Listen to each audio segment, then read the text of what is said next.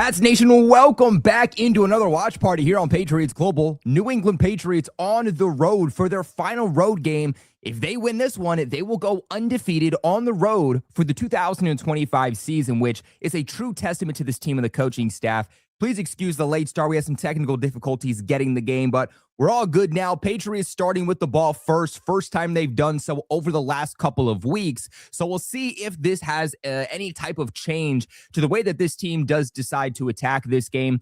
A lot of players out on both sides of the football for the New England Patriots, but also the New York Jets. I mean, obviously, they're going to be starting rookie quarterback Brady Cook, but they're also going to be out Mason Taylor. They're starting rookie tight end. They're also going to be out, obviously, Garrett Wilson at wide receiver. They're going to be out Will McDonald, their star edge rusher. So a lot of players out for the Jets, but for the Patriots, we also know, if you guys watched my short, the Patriots listed 6 players out for this game. No Kayshon Boutte as one of them. Matt Collins placed on the injured reserve. Milton Williams not returning for this game. In some positive news, though, TreVeyon Henderson is active. So far, haven't seen anything of him. It's been all Ramondre. Ramondre, who dodges off a tackle, and it's off to the races, and then stiff arms a guy before going out of bounds. So, unfortunately, Ramondre just doesn't have the speed like TreVeyon Henderson to be able to break off a run like that to get into the end zone. But for a bulldozer, put his shoulders down, run through a brick wall, Ramondre Stevenson gets a really, really good gain here of about 20. So Patriots driving down the field, see where they spot this. The Patriots are now at the 21-yard line, so looking for an opening drive touchdown against the New York Jets here. They're going to toss this one outside. That's TreVeyon Henderson. Henderson's going to run into a brick wall. He's going to get about a yard. So that's going to bring up second down here for the Patriots. One thing I'm really looking for in this one is Efton Chisholm. How much do we see of him? He's going to be forced into a role. The Patriots almost had, and by the way, Efton Chisholm on the field right now with Kyle Williams. But one of the things that I was also looking for in this game was Patriots were almost out 3 of their wide receivers in this game. Kayshon Boutte, Matt Collins, and Pop Douglas. Pop Douglas is playing. I'll be curious to see how much we see of him, which means Kyle Williams, Efton Chisholm, we're going to be forced to see a lot. Drake May goes to Hunter Henry on the outside, and a great catch by Hunter Henry to move the sticks. That's a first down for the Patriots. A really, really good catch by Hunter Henry to work through contact on that one.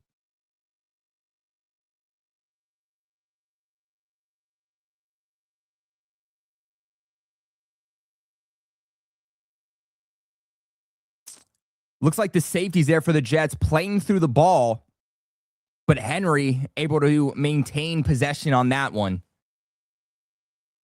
So Patriots have a lot of red zone struggles, but they're at the 2-yard line right now. Jack West over Ramondre Stevenson in the backfield. They fake the handoff. Drake May passes to Austin Hooper, and that's a touchdown.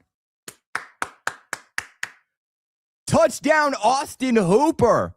Man, if you guys have watched my shorts here on YouTube, you guys watch my shorts on TikTok, Instagram, I said that when Matt Collins went out, what I wanted to see the Patriots do is I wanted to see them utilize. There's a couple things I wanted to see them do. But one of the big things I wanted to see them do was utilize more 12 personnel. Use your big tight ends that Drake May's been working with, not just in 2025, but he's been working with over the last 2 years in 2024 and 2025. We see a lot of Hunter Henry this season. He's on pace for a career year, but we haven't seen a lot of Austin Hooper. And Hooper put up 400-ish yards, just over 400 yards last year. So let's see more of Austin Hooper. Let's see those guys operate. Now that you have your big contested catch, 50-50 X wide receivers out, both of them in Boutte and Hollins, well, okay, let's see more of these tight ends. And that's what we saw right there on that play. What happens results in a touchdown. So good start for the Patriots. Good start. Look, they had an opening drive touchdown. You always like that.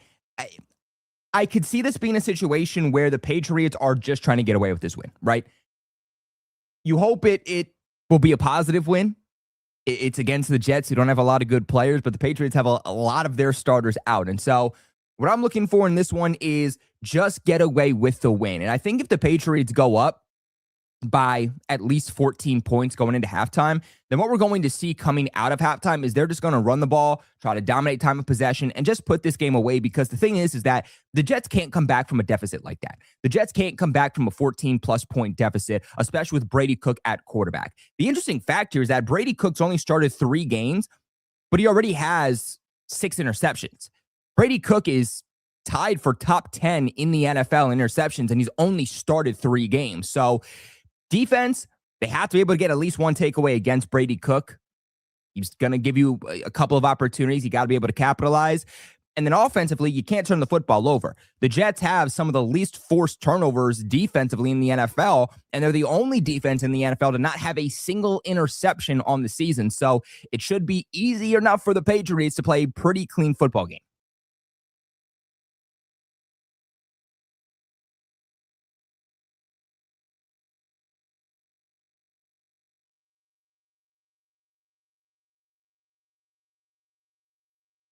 Let's see. Yeah, May might throw for 400 plus and 3 touchdowns today. Dude, if Drake May does that without his starting right guard or left guard, starting left tackle, out 2 of his top wide receivers,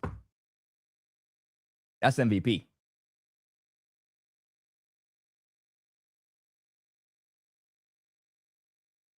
Shout out to Linda, who was watching TD, me, and Richie all at the same time.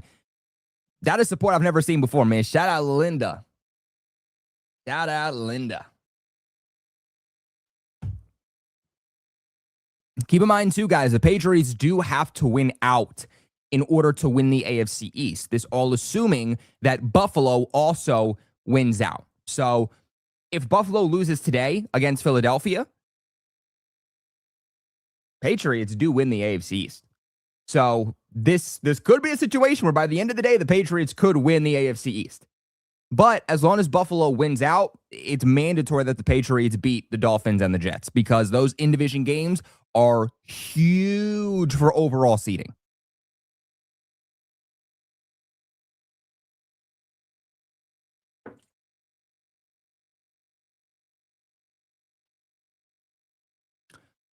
Biggest thing the Patriots have to stop with the New York Jets is going to be that special teams. The Jets have arguably the best special teams unit in the NFL, especially with their returners. So as long as the Patriots can stop that, not give Brady Cook good field position, they should do fairly well at winning this game, to say the least. Biggest thing for me, and I think it's probably the biggest thing for you guys too, is just come out healthy.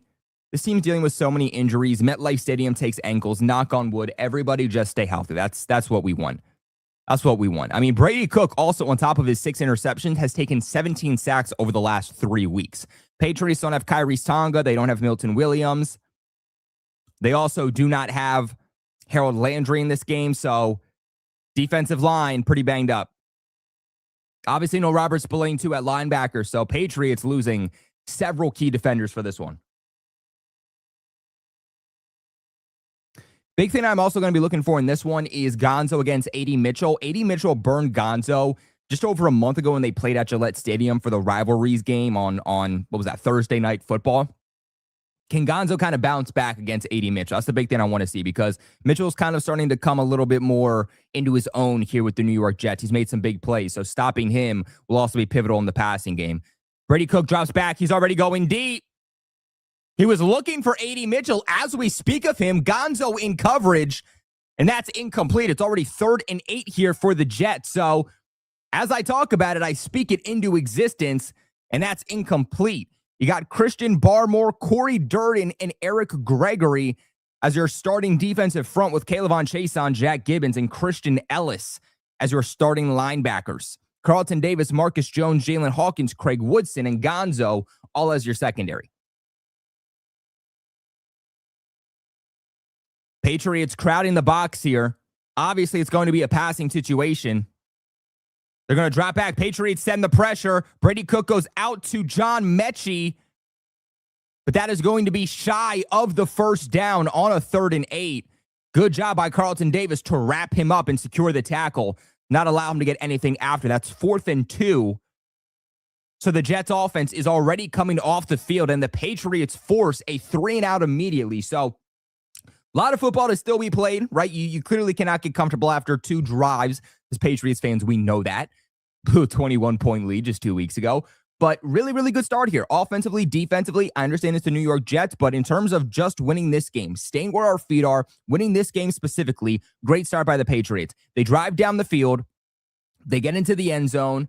Then on defense, they immediately force a 3-and-out. Let's see the offense go down the field again. Let's put up another 7 points. Let's make this thing 14-0 early on. If the Patriots can do that, again, I just don't see the New York Jets from an offensive or defensive perspective being able to come back from a 14-point deficit this early on. So the Patriots have a prime opportunity to put the Jets away with 9 minutes left still in the first.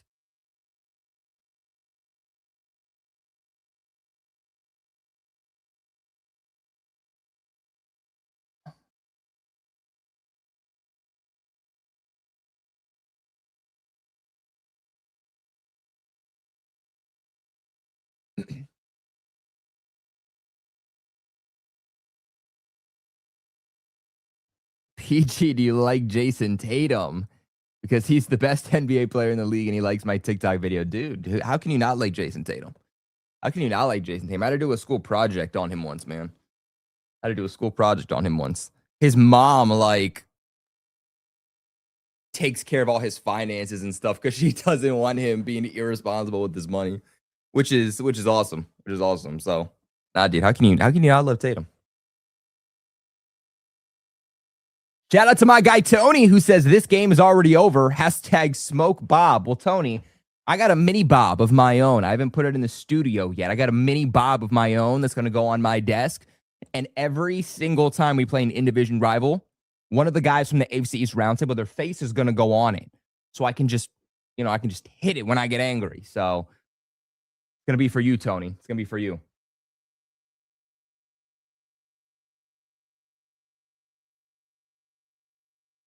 Old man says, I actually liked Brady Cook in college. He's not a starter, but as a backup, I actually agree. Like that was a guy as like a flyer in the 6th or 7th that I wouldn't have minded the Patriots taking. I thought he had some good moments in college, but so far it's not translated. And I think one of the biggest things is Brady Cook doesn't really translate to the NFL. At least today's modern game, he doesn't really have any mobility. He's a pure pocket passing quarterback. And if you're going to be a pure pocket passing quarterback in today's league, you have to have a really, really high football IQ, but you also need a really, really good offense surrounding you. Now, Brady Cook has a good offensive line in the Jets, but from a receiving standpoint, what does he have? I mean, you have Garrett Wilson, but he hasn't played since Brady Cook took over.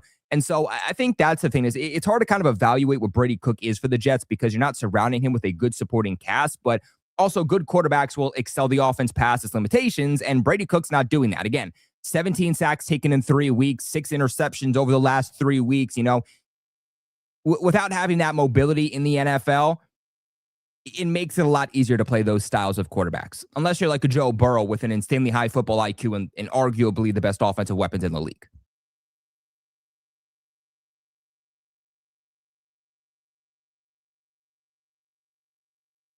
Kobe's going to abuse Bob too. Just you wait. Just you wait. Patriots run it on first. They don't get anything. It's 2nd and 10. Drake's going to drop back to pass. He's going to go out to Kyle Williams, rather, who's going to get the first and a little bit of extra. It's going to be a gain of about 11.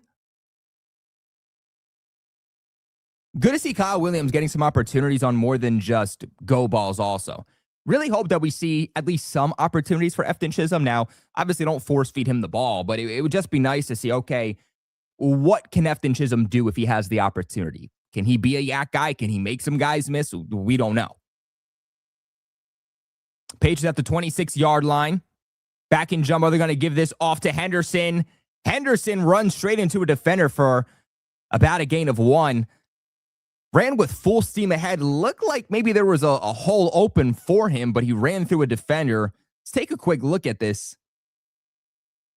So, if he looks like Williams, he ran right into. If he maybe bounces that thing back to the left, could have had a hole open. But it's 2nd and 8 now for the Pats. Henderson out wide as a receiver. Patriots going empty. Drake drops back. Drake's going to be pressured. Drake goes out to Efton. Is that Efton Chisholm? Efton Chisholm for the first catch. First catch of his NFL career. That's Efton Chisholm. We just talked about it. What can Efton Chisholm do if you give him the opportunity? And we saw it. Drake May, 2nd and 8. He gets blitzed. Defenders in his face. Makes a quick decision. Efton Chisholm has a step on his defender. Just goes out, catches the ball, and turns on the burners for the yak. First catch of his NFL career, Efton Chisholm. Let's see some more of it. And the biggest thing is Drake May is now building that chemistry with Chisholm, but a little bit of trickery here for the Patriots. Drake tosses it off to Ramondre. Ramondre tosses it off to Henderson. And the Patriots get another first down. So a little bit of trickery there for the Patriots. Drake tosses it off right to Mondre. Mondre tosses it to Henderson, who's coming around the left side and just turns on the burners with Drake May as the blocker. Patriots on the 30-yard line. 1st and 10, Diggs in motion. Mondre in the backfield. They're going to give this one off to Ramondre. Ramondre running with steam ahead, and that is another first down for the Patriots. So right now, Ramondre Stevenson, Patriots' best runner, he is just gashing this Jets defense. Feels like every time he's carrying the ball, it's going for 10-plus yards. Patriots right now are averaging 9.8 yards per play, so almost a first down. The Jets are only averaging 2.7.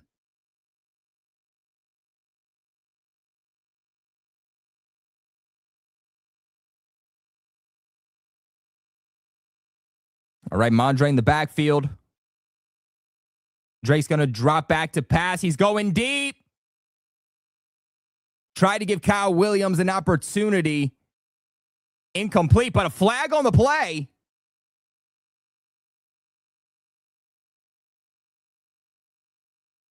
Pass interference on Kyle Williams. Not on Kyle Williams, but on Stevens, who is guarding Kyle Williams. So that should be down at the 1-yard line. And keep in mind, Stevens is the number 1 corner right now for the New York Jets after the trade of Sauce Gardner. No Azareye'h Thomas either.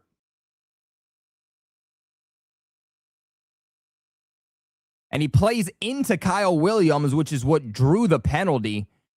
And that's down at the 1-yard line because of the penalty. So wasn't a catch, but it went as good as a catch. And Ramondre Stevenson runs right up the middle, walked into the end zone for a touchdown. And that is New England Patriots up 14-0. Patriots said 6 starters out, really 7 starters out. Guess what? It doesn't matter. 14-0.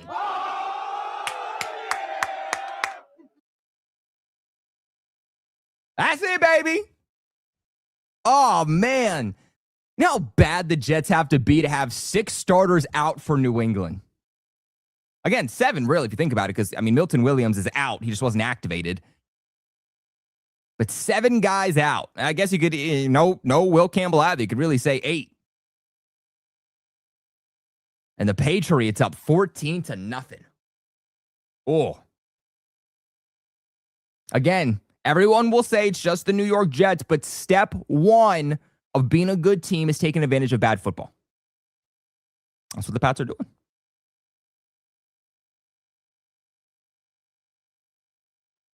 Looks like the Patriots also have 2 game captains today. It's Jack Gibbons and Christian Ellis. Not going to lie. I mean, like I know that Jelani Tavai doesn't really fit this defensive scheme. You know, he's more of a run stopper. He's more of an edge setter. He's not a guy that's going to drop back into coverage. And with the Patriots playing a 4-3 defense, you're expecting your linebackers to help you in run support, but also be able to help you in coverage. You know, when you're playing a 4-3, you're expecting your linebackers to help you in terms of coverage in the middle of the field. When you're playing a 3-4, well, all right, now this becomes a little bit different, and your linebackers can set the edge a little bit, right? Like what we used to see back in the day when you had Jamie Collins and Kyle Van Noy, that was the Patriots running more of a 3-4. So I feel like that's where Jelani Tavai plays a little bit better. in a 4-3 where Vrabel's asking these linebackers to play heavy in coverage, especially one-on-one, Tavai doesn't exactly fit that, but it would still be nice to see a little bit more what this guy could do. Yeah, I agree. I think Tavai's played well, given the fact that he came in late, dealt with that injury in spring, brand new system, doesn't exactly fit this game. I thought he's played well. I thought he's played better than people expected.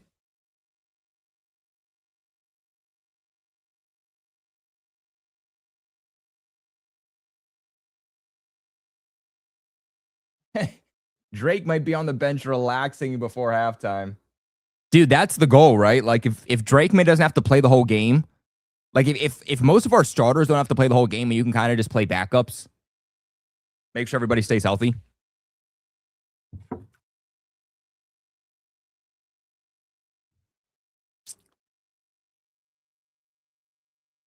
Shout out Jason, who's been a member now for 1 month. He says, LFG, not able to watch, but I'm listening. Jason, I got you covered, man. Don't you worry. I got you covered. Patriots up 14-0. Started with the ball here. Went down the field. Easy. Get into the end zone. That's a touchdown, Patriots. Then they forced the Jets immediately to go 3 and out. Patriots get the ball back. What do? They drive down the field. It's Kyle Williams, it's Efton Chisholm, it's Stephon Diggs, but more importantly, it's Ramondre Stevenson that feels like the guy's averaging 10-plus yards per carry. Patriots were averaging 9.8 yards per play offensively to the Jets' 2.7. They tanking for Mendoza. Dude, they might need the number 1 pick for Mendoza. Unless a team like Tennessee. Oh, Patriots are having a hard time stopping the kick return, so this is going to be down at about the 35-yard line. So good return there for the Jets. Like we talked about earlier, that's what you have to stop, right? Like you're not worried about Brady Cook driving down the field. You're just saying don't put them in good field position.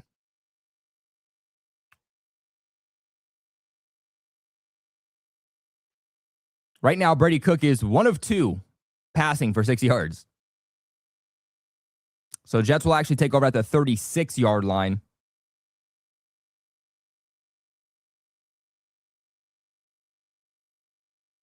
They're going to hand this ball off.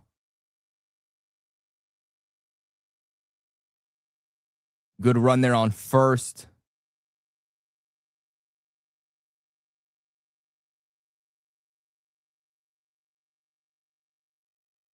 So the Jets are actually ranked 9th in the NFL in rushing yards per game. Big upgrade over what they were last year. They were 31st. So Jets are at the 41-yard line. Oh, fumble the football. Brady Cook botches the snap, but lands right back on it. He's only going to lose about 2 yards, so could have been a lot more catastrophic, but Brady Cook tries to take the snap to give it off to Breece Hall. And it honestly just looks like a bad handoff by the center. Hits Brady Cook in the shin and just ball flies on the ground. So it's 3rd and 6 now. Feels like an obvious passing situation, as were the play before. You're in a good position to just run that ball and get the first down. So 3rd and 6. Cook drops back. Cook has time. He's going deep. Intercepted. Jalen Hawkins with the interception. So the New England Patriots again say nope to the New York Jets and prevent any points on back-to-back drives. Man, what are the New York Jets doing putting Brady Cook in there? He tried to go up to A.D. Mitchell, who had Christian Gonzalez in step-by-step coverage. Jalen Hawkins with the safety help over the top reads Brady Cook's eyes and just makes an easy interception on that one. Guys, we talked about it earlier. Brady Cook, 6 interceptions throughout 3 weeks. He is tied for top 10 in the NFL in interceptions, again, in just 3 weeks. He's going to give you several opportunities to turn this football over. The Patriots have to capitalize. It's only the first quarter. There's still 3 minutes left in the first, and the Patriots had their first forced turnover defensively. Now let's go make this thing 21-0. Oh, man. Brady Cook is terrible.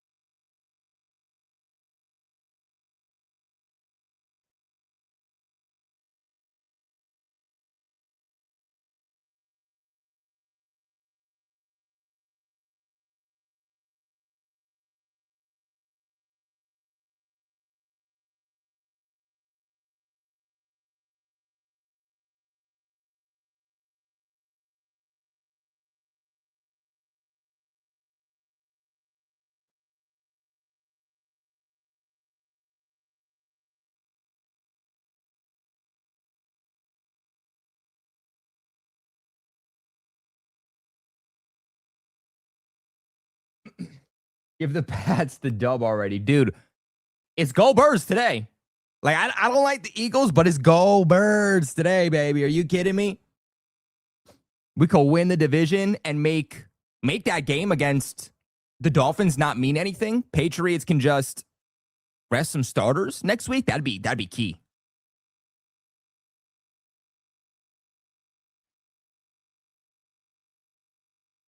I'm not sure what Brady Cook is thinking. You have Hawkins as a safety help over the top, and you're going up against our number one corner. What are you doing, Brady?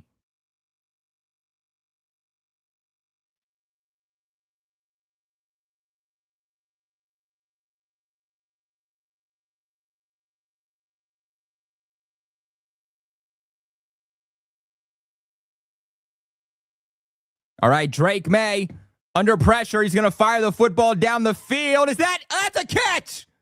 That's a catch. That's Stephon Diggs. What? Pocket collapsing. Drake May under pressure finds his guy in Stephon Diggs.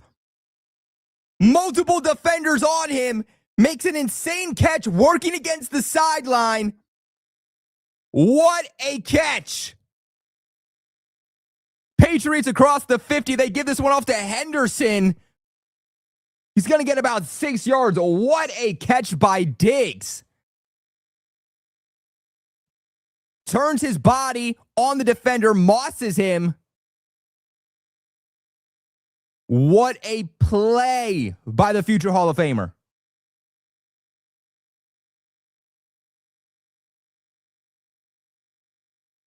Wow.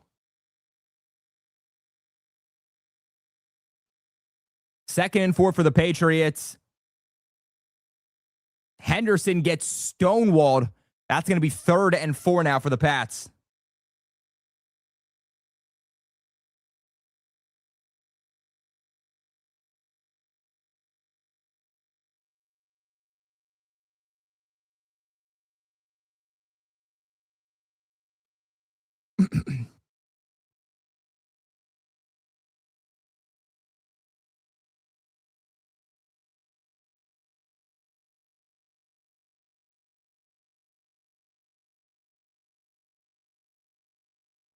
All right, Drake May drops back.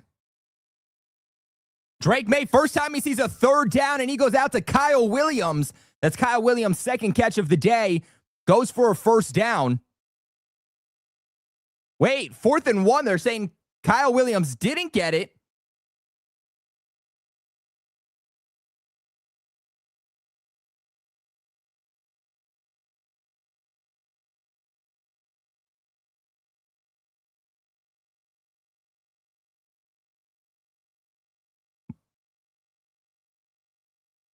Mike Vrabel looks like he's going to challenge this thing, and he is. So Mike Vrabel's going to challenge this one because Kyle Williams wasn't touched by a defender. Where he decides to go out of bounds is where the ball is ultimately going to be out. But it does not look like a 4th and 1. It looks like, at the very least, he went out at the marker. So we'll see where he goes out. Again, Kyle Williams wasn't touched, gets the ball.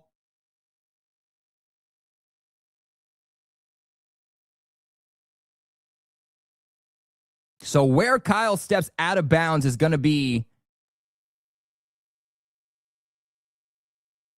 where they place it. They called it a 4th and 1. There's no way he was a full yard short of the marker. You can't. There's no way that is a full yard short of the marker. In what world is that a full yard short? It's certainly close. It's not like an egregious call, but and it looks like Vrabel's going to win the challenge. So Williams made the line of gain. It's a 4-yard completion, so he gets it. He just barely gets it, but the Patriots will keep the timeout. Mike Vrabel wins the challenge. I think he's now undefeated on challenges here this season. So, I mean, hey, big ups to him and Stretch. But that should have been a 1st down the entire time. I don't really know exactly what they were looking at, but nonetheless, that's a 1st.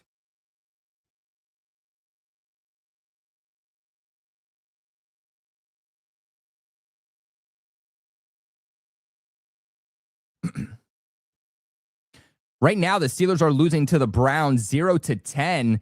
That could have big implications because the Ravens could potentially be in the playoffs with the Browns win today.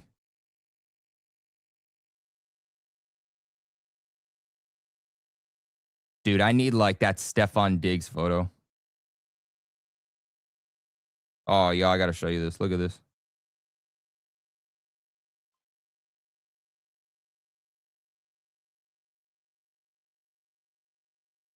Oh, that's just beautiful. I need that on like a canvas right behind me. The studio. That'd be awesome.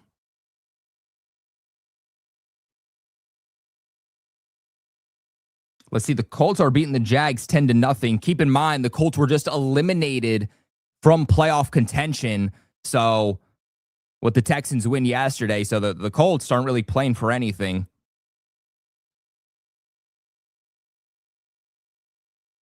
Let's see. 4:25 is that Bills game we're going to be watching.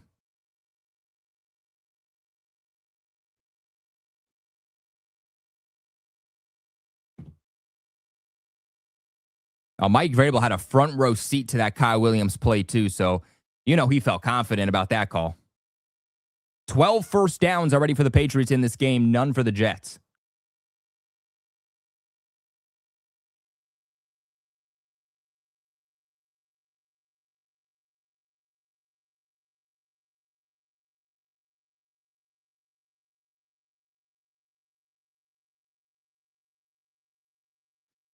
All right, they're going to fake the handoff. Drake May's under pressure. Drake's going to loft the ball down to Henry, but a flag on the play.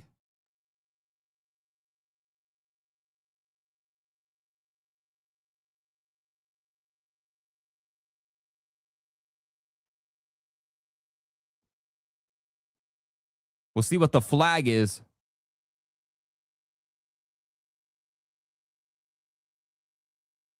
An eligible man downfield for the Pats. That's Morgan Moses, the former Jet. So, unfortunately, sometimes when you have a mobile quarterback like that, he gets outside the pocket. It kind of flushes the offensive line down the field, and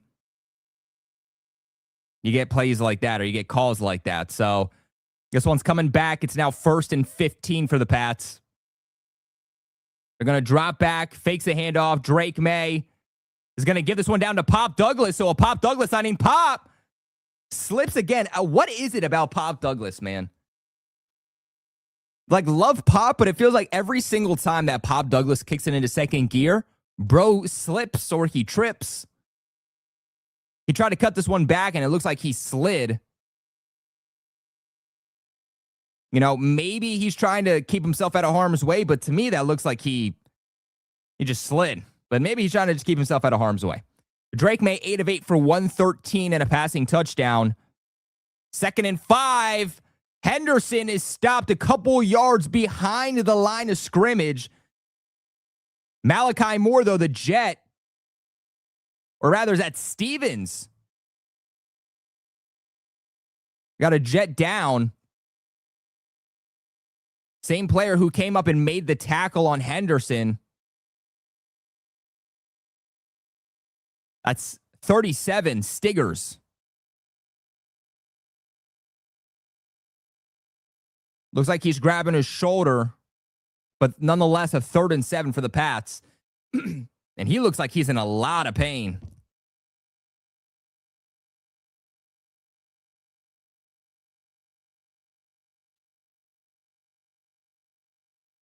All right, Patriots. We're about to run motion there with Diggs, but that's going to be the end of the first quarter.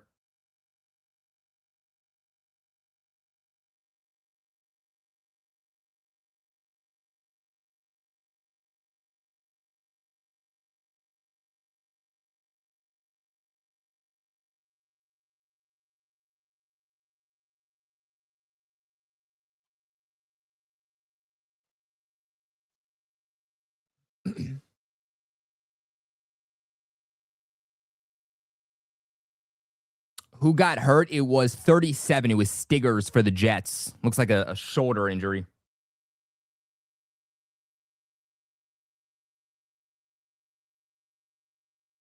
But that's the end of the first. Patriots up 14-0.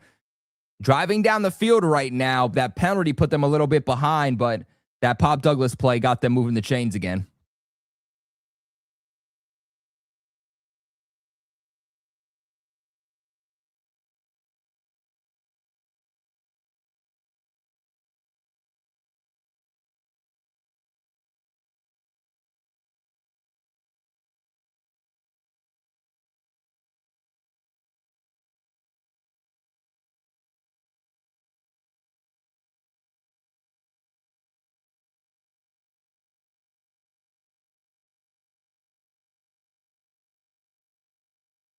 By the way, Drake May now has 4,000 passing yards.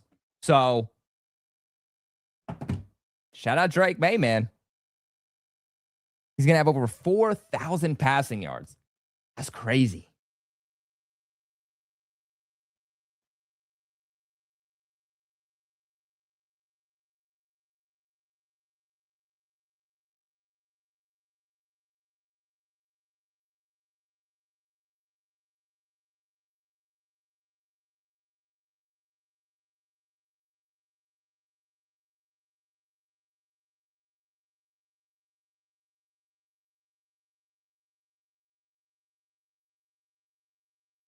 Make sure you guys slam that like button if you haven't already. Help support your boy. Make sure, of course, you guys get in on the discussion in the comment section, too.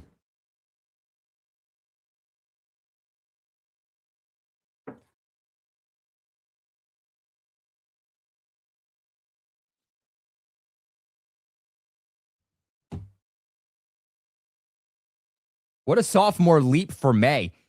I think what worries a lot of NFL teams is when a quarterback in year one, they thrive so much, but then in year two, they take a massive step back. And that's what you see with a lot of quarterbacks. It's like once the script is out on them, a lot of times those guys in their second year, they take a step back. But that didn't happen for Drake May. He only got better in year two. And, don't forget, they had more than enough film on Drake May and 15 games worth last year to be able to say, all right, there's film on him. This is what he's good at. This is what he does. And what did Drake May do? He didn't stagger. He got significantly better. Drake May goes out and that's a touchdown. Ramondre Stevenson, the running back on a 3rd and 7, wide open deep down the field. And you can't make this up. Patriots looking to go up 21-0 to start the second quarter. And it looks like they blitzed Drake May on the 3rd and 7. They were trying to get him off platform. And Ramondre Stevenson just works upfield. And I don't know what the Jets were doing there, but they had a defensive end dropping into coverage against Ramondre Stevenson.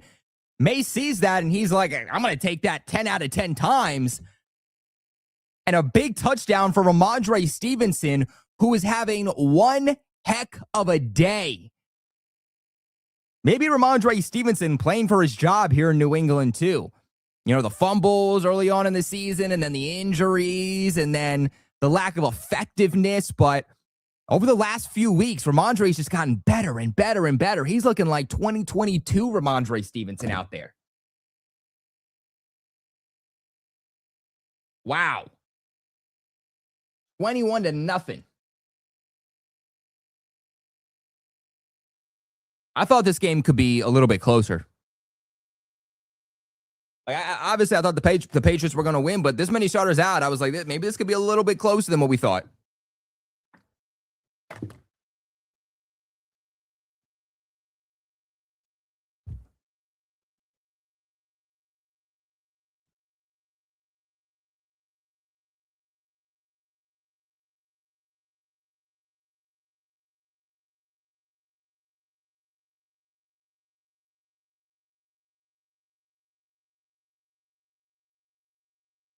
By the way, that was a 22-yard touchdown pass from Drake May to Ramondre Stevenson. So let's look at some of these stats here. So Drake May is 9 for 9, 135, 2 passing touchdowns, and a rating of 158.3. Ramondre Stevenson has 5 rushes for 45 yards, so he's averaging 9 yards per rush with a touchdown.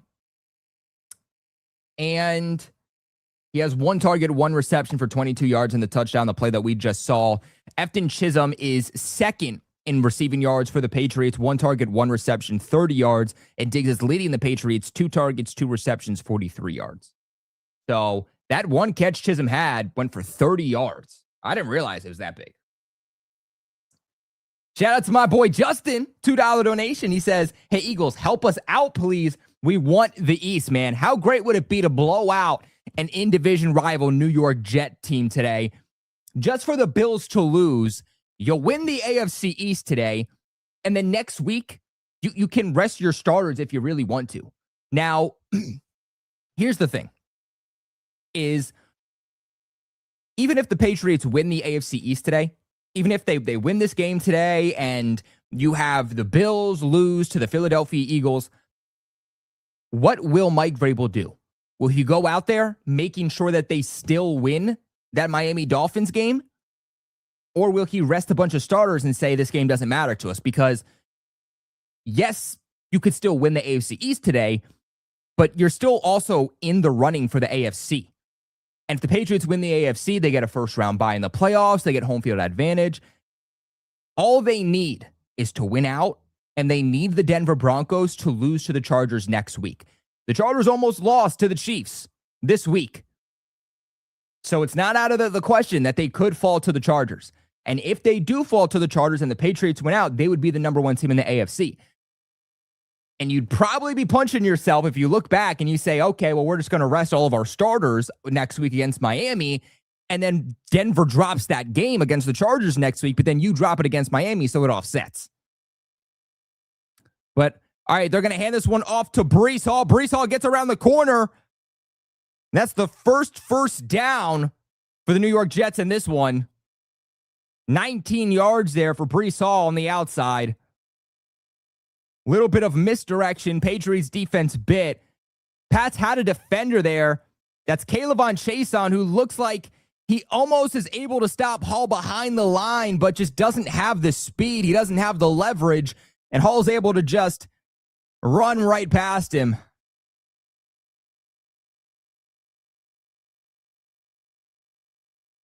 Jets go in motion.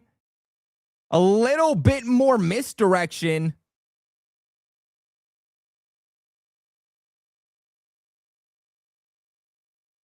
It's going to be a 5-yard gain from Williams.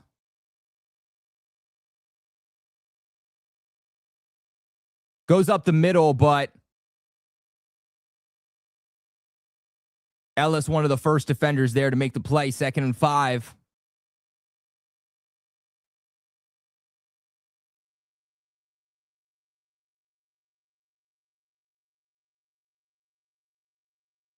All right, Brady Cook's going to hand this one off to Breece Hall.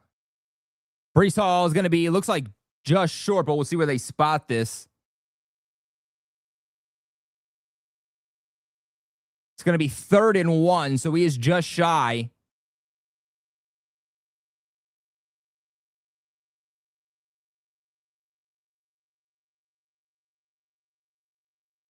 All right, let's see. 3rd and 1. Got to assume they just get this one off to Hall again. Mitchell runs this. Brady Cook tried to quarterback sneak it, brings it to the left side.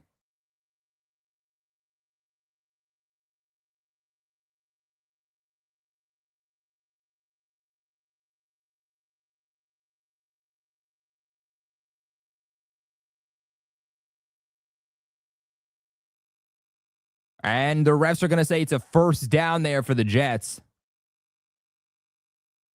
So Jets move the chains. They're on a 3rd and 1 with a Brady Cook quarterback sneak. Shout out to Cal for the $10 donation. Says, I feel like quarterbacks that come out hot in their rookie year get, quote, learned by the league, and quarterbacks that leap in year 2 learn the league and end up being better. But that's just a hot take. I don't think it's a hot take at all. I really don't. I mean, like, if you look at some of these quarterbacks that, like, year 1, they showed potential, but they didn't necessarily do anything crazy. But then in year 2, they leaped. Well, okay, now every single year they're starting to get better and better and better.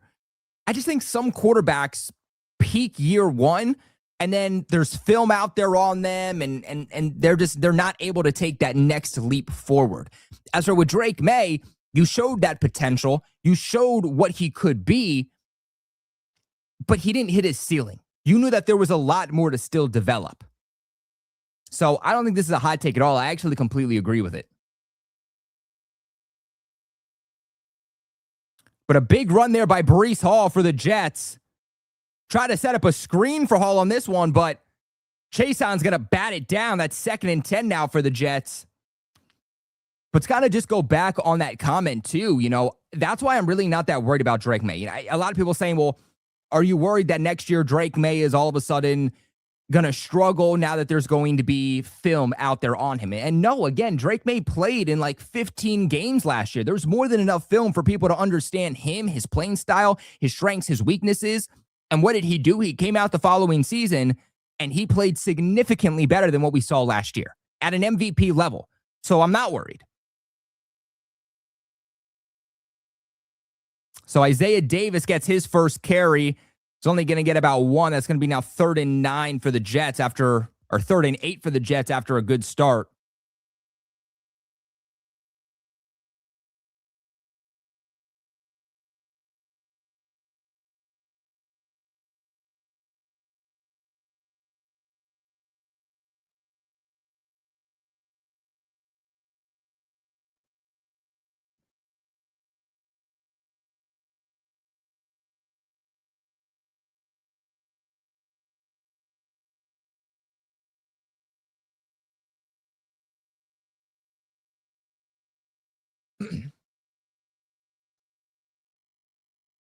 All right, it's 3rd and 8.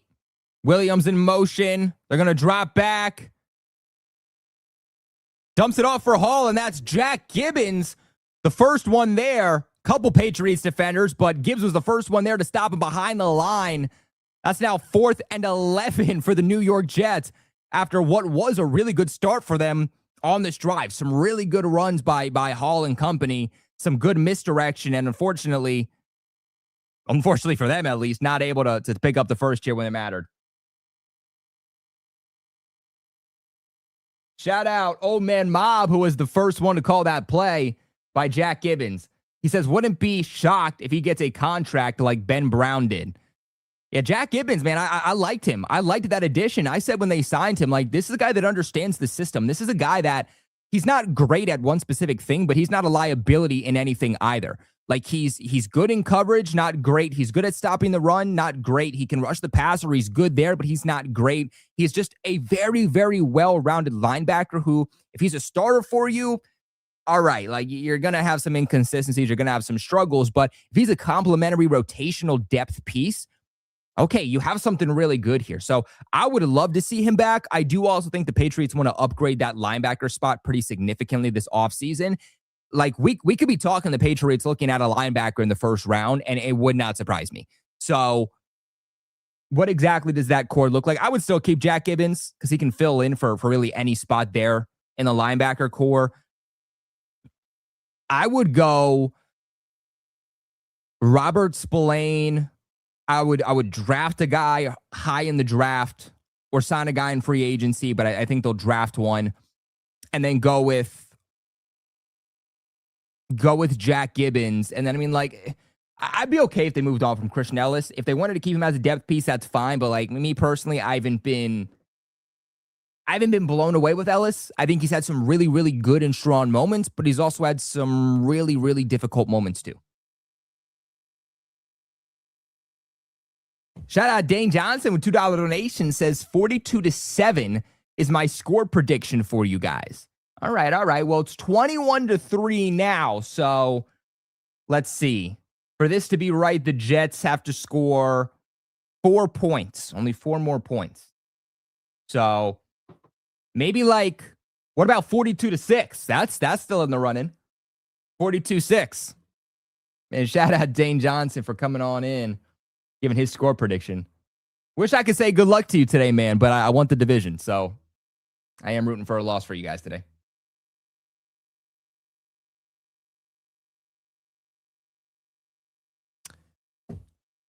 All right, Pats are going to take back over offensively.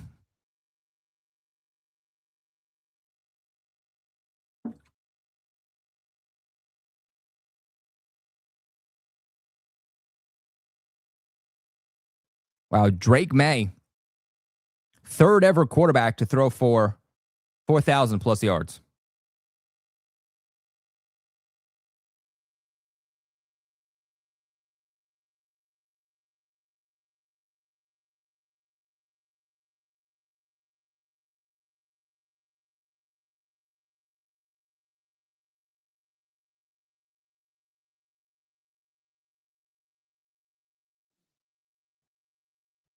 Dearness Johnson with the return. He'll be down at the 25-yard line.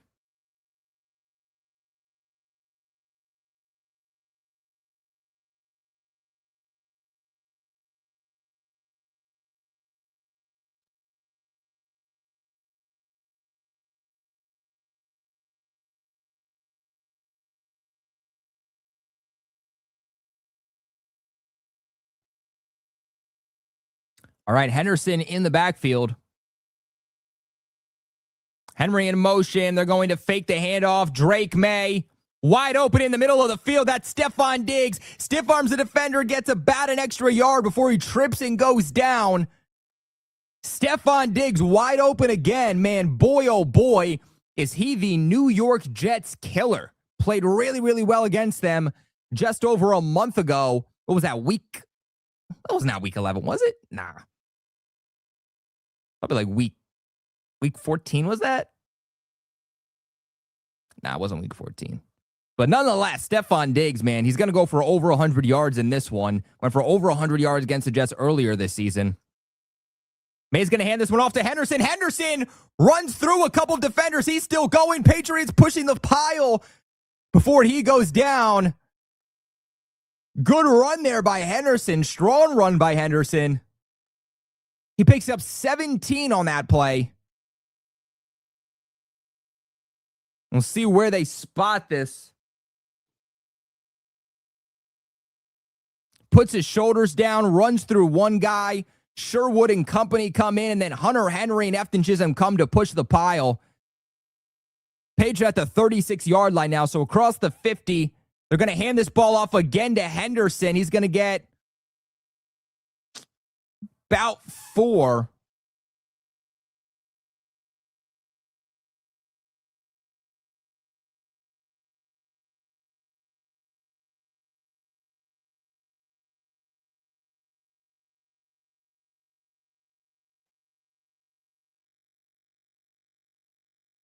Diggs will get to 1K. He got a half and a full game to do it. Now, this is true. He needed a little over 100 yards to get to 1,000. So, as long as they don't make him inactive next week, should be good. So, Drake May gets outside the pocket. He's looking downfield. He's going out of bounds. So, first incompletion for Drake May. Oh, there's a penalty.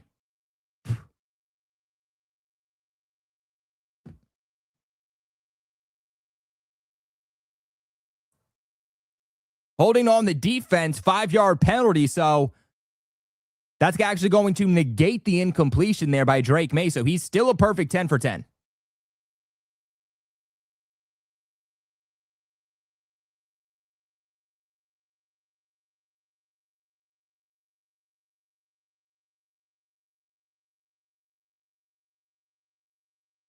So 1st and 10 here for the Pats.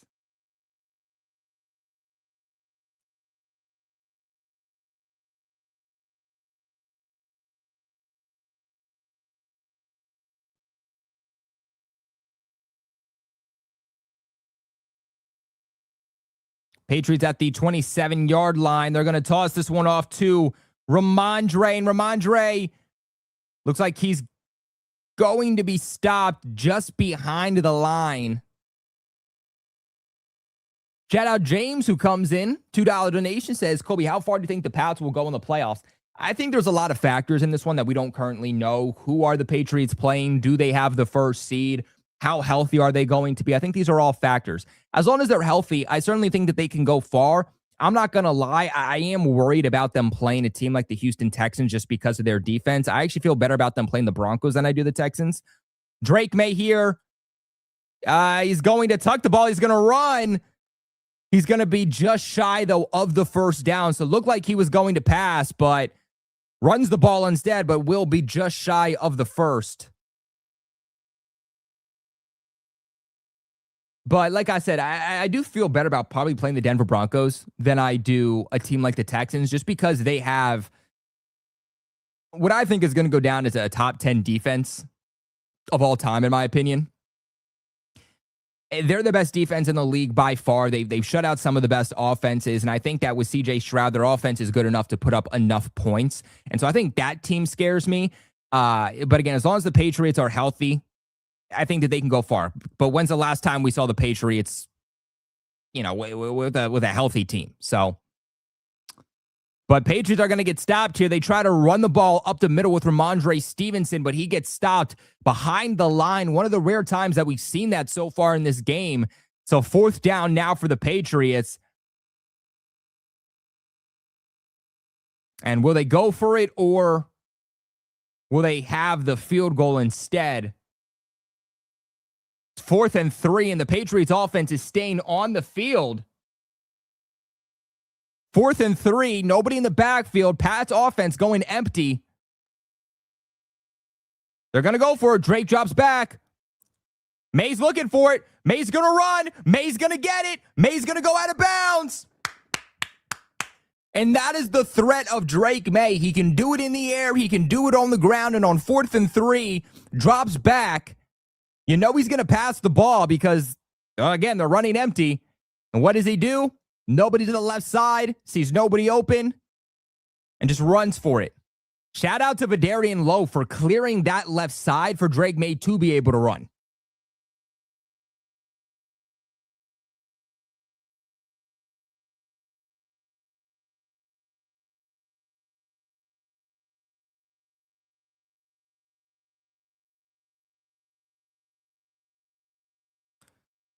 They're going to get this one off to Henderson. Henderson's going to run up the middle. Get about 5 on this one.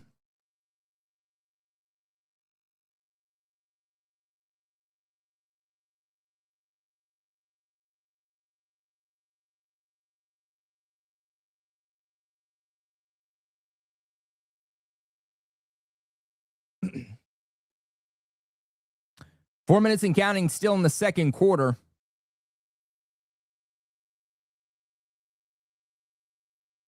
They're going to hand this one off to Henderson. And he'll be at the goal line, but he won't be in. Just shy. We've seen the Patriots do this before where they get down to the 1-yard line and all of a sudden they start to struggle.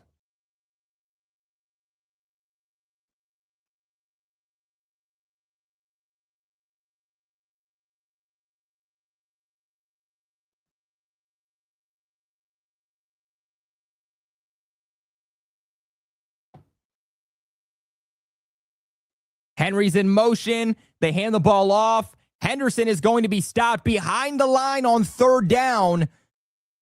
That's 4th down. Jermaine Johnson comes up there for the Jets for the big stop. We saw the Patriots go for it a few plays prior. I'd expect that they go for this thing again. And the Patriots get into the end zone, as we see on the scoreboard. So they clearly do go for it.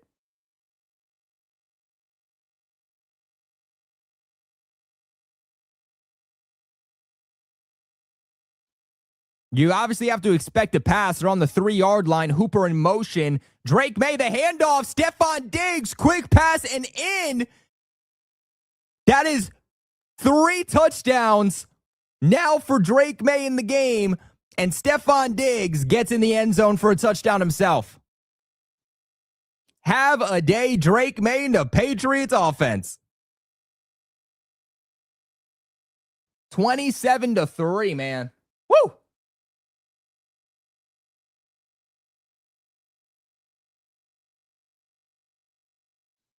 Same play that the Patriots ran in Super Bowl 51, too, apparently. If I remember correctly, that was the Danny Amendola touchdown.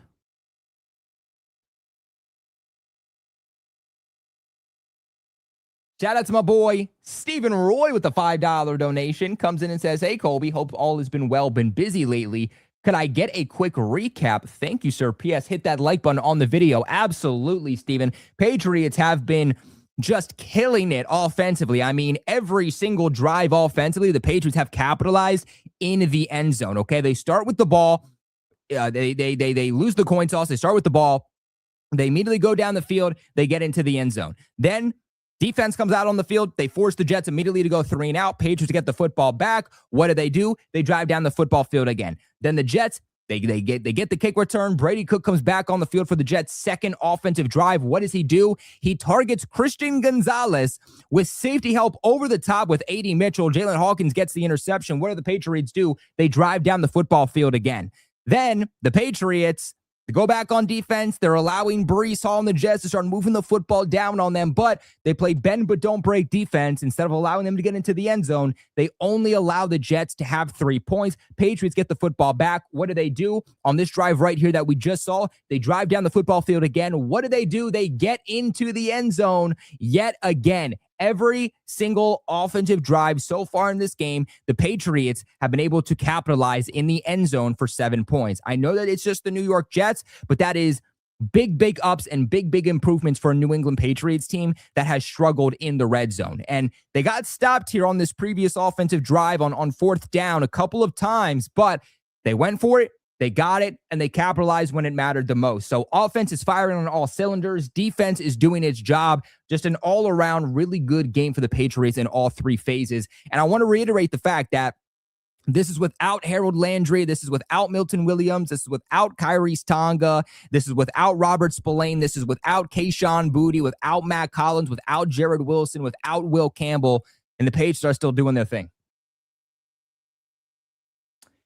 My boy Alpha Courage comes in with a $10 donation, says, given what happened to Mahomes, May should be taught to throw from the pocket most of the time and only run when necessary. Will go a long way in extending his career, just saying. I completely agree.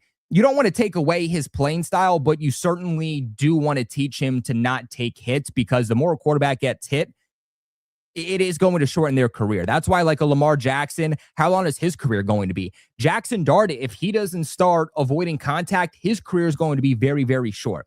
What I will say about Drake May, though, is that it's not perfect yet. He's still young. He's 23. It's only his 2nd year, but he's done a lot better at avoiding those hits. Even on that run he had on 4th down earlier on, he gets the 1st down, but then goes out of bounds to avoid the hit. So, again, utilize your legs, but avoid contact as much as possible. I completely agree with that.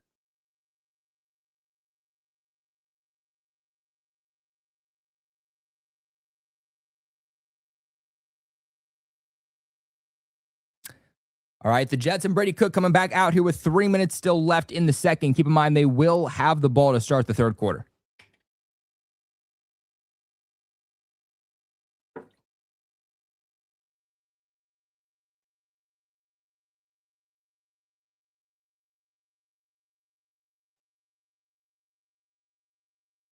Whoa, shout out to my boy Stephen Roy with a $20 donation. Says, great, amazing recap. Thank you, Colby. Steven, I got you as always, my guy.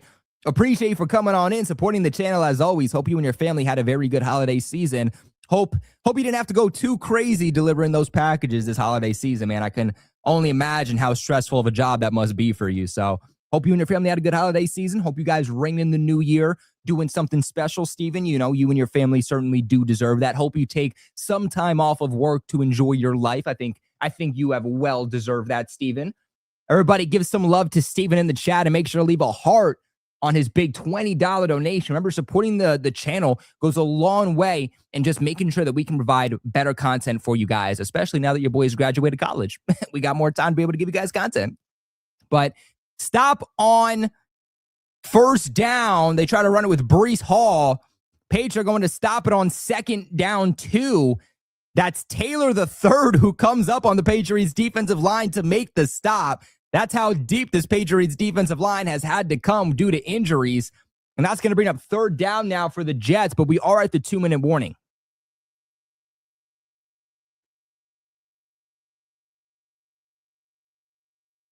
So those stops brought to you by Chason and Taylor. I'm going to be honest with you guys. I think you got to bring Chason back. Now, I think the Patriots do still need like that number one edge rusher, but I actually feel very good about Chason being a number two in this system. At this point, I actually like Chason more than I like Harold Landry. If I'm going to be completely honest with you, I would prefer to see Chason playing more than Landry come 2026.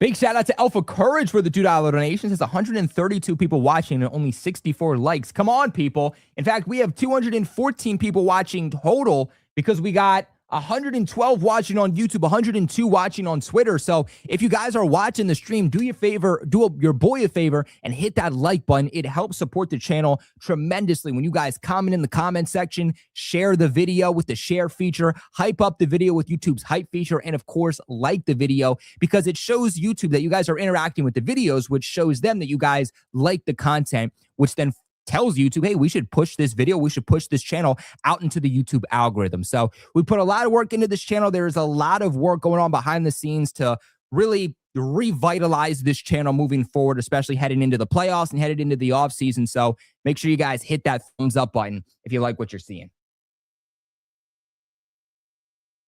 Chason sucks against the run. I would say he's inconsistent against the run. I'm not telling you he's great. He certainly has issues pinning his ears back and just rushing the passer and sometimes losing leverage on the outside. But he was one of the guys who had a run stuff just 2 plays ago. It was Chason on first down. It was Taylor on second down, which is now brought up third.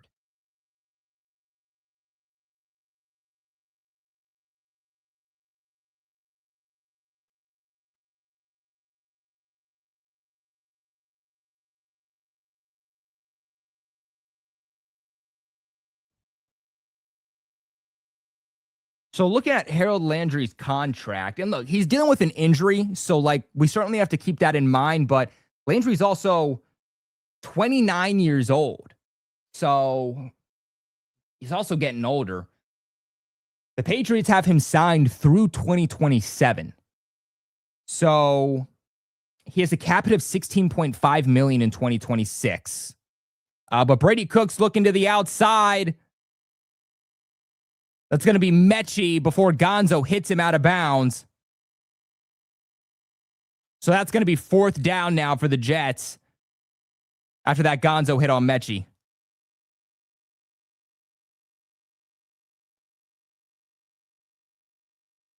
So Jets are going to punt here on a 4th and 4.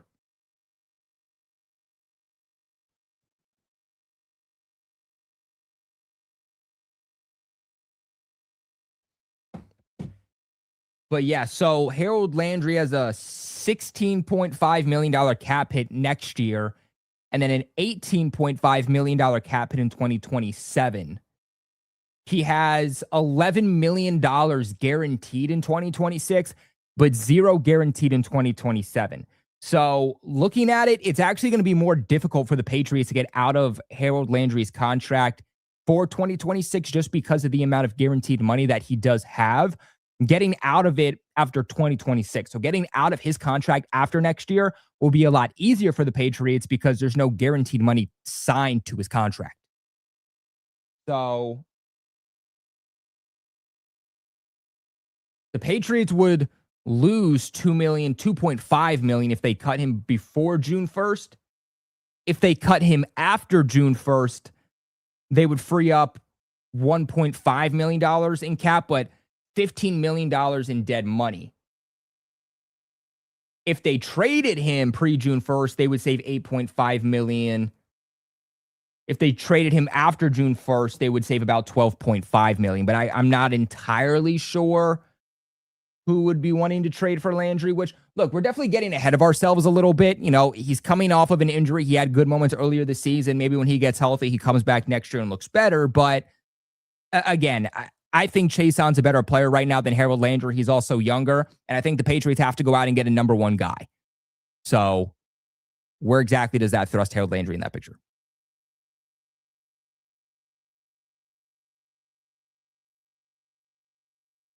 Shout out to my boy Steven again, who comes in with a massive $20 donation. Everybody give it up in the chat for Stephen Roy, and make sure to leave a heart on his donation. Show love to those who are supporting the channel, of course. Please, Patriots Nation, we are a family. This is the PG family. Let's come together and show love where it is deserved. Big shout out to Stephen Roy. Now, Drake May's going to drop back on a 2nd and 7. He's going deep, and he hits Kyle Williams on the sidelines, but Kyle Williams drops the football. That's now 3rd and 7. So Kyle Williams maybe felt the pressure a little bit on his back, was a little bit too worried about what he was going to do after he caught the ball that he just simply forgot to catch the ball. 3rd and 7 now for the Pats.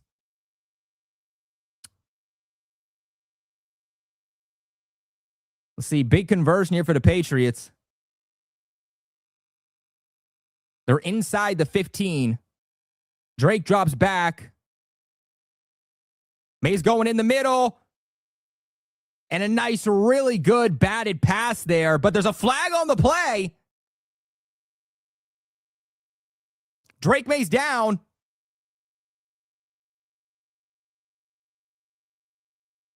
His helmet is a little wonky, too. Mike Vrabel comes on the field to check on Drake. They hit Drake high. That has to be roughing the passer. They hit him high. They hit Drake high. That has to be roughing the passer.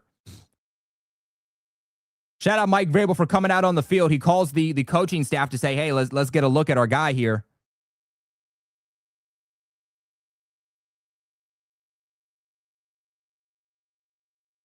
And it is roughing the passer.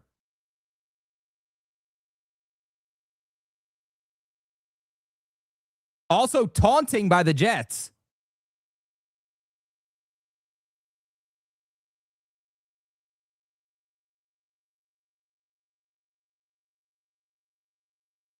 So it was roughing the passer and then also taunting.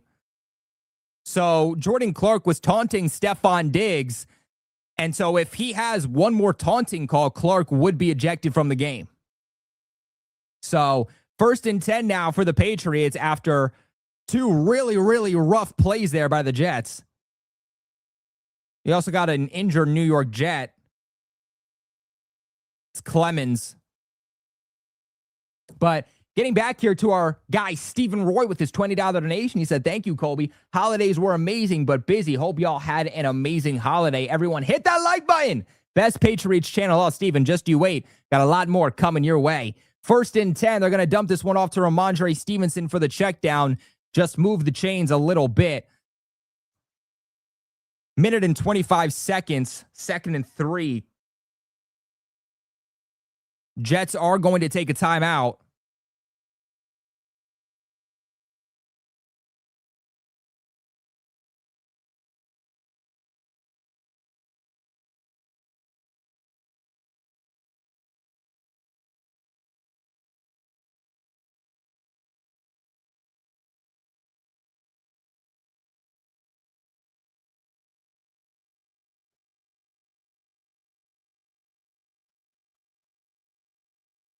Let's see. We got Trey coming in with a $10 donation. He said, I'm arguing with several idiots on Instagram who are saying it's the Jets. This isn't impressive. Okay, then how come a few other teams haven't blown them out by this much at this point of the season? Hey, that's a good point.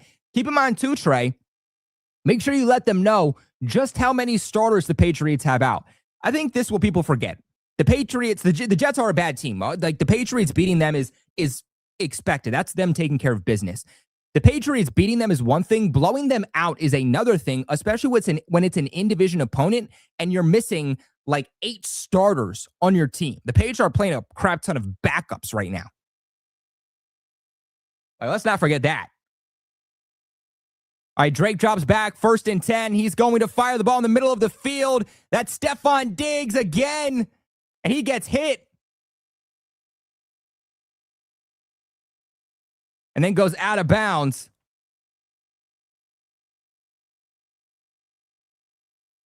$93 yards now for Stephon Diggs on the day. Jets are starting to hit Drake May a little bit more.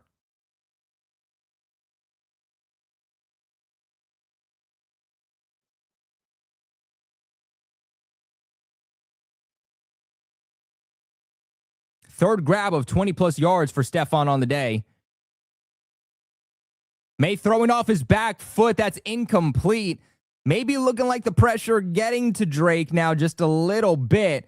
He's 14 of 15, 199 and 3 touchdowns.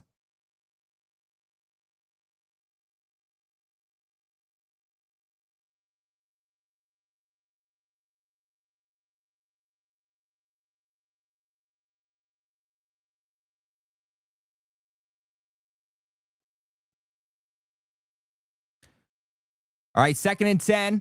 A minute left in the game. Drake's looking in the middle of the field. That's going to be Austin Hooper, who had the touchdown earlier, is going to be just shy of the first. Patriots are going to run hurry-up offense with 50 seconds left.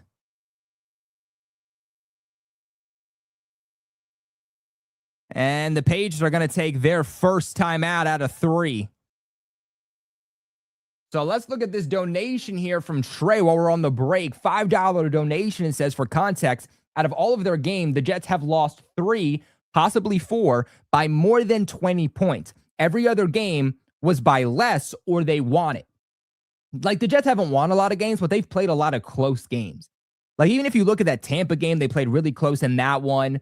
They've had some other really, really close games. And at the end of the day, a loss is a loss and a win is a win. And those are the only 2 factors that ultimately matter when it's all said and done. But the Jets haven't been getting blown out every single week. If the Jets are getting blown out every single week, then the Patriots blowing them out here, yeah, it doesn't mean a whole lot. But they are blowing them out. The Jets haven't seen a lot of those this season. Patriots are going to quarterback sneak it with Drake May on 3rd and 1, and they will get it. So fresh set of downs here for New England. But again, you got to keep in mind, too, context. How many players do the Patriots have out, and they're still providing a blowout? Like, to have that many starters out on the defensive and offensive side of the football, and you're still providing a blowout? Again, haters are going to hate, man. Haters are going to hate.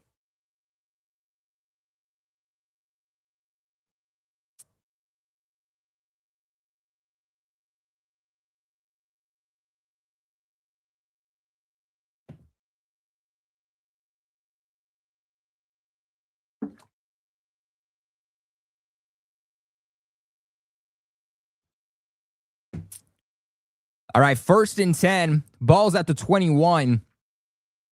Drake drops back. Drake under pressure, but he gets the ball out. That's Diggs. Flags down.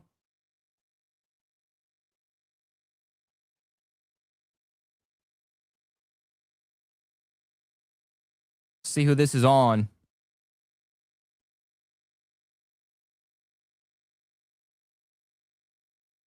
Looks like it's going to be holding on the Jets.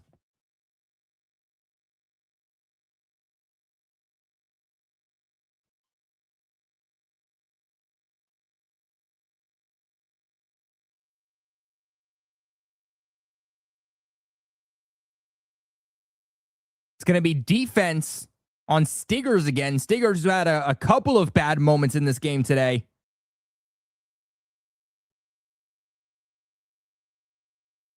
So 37 seconds still left. 2nd and 2 for the Pats now.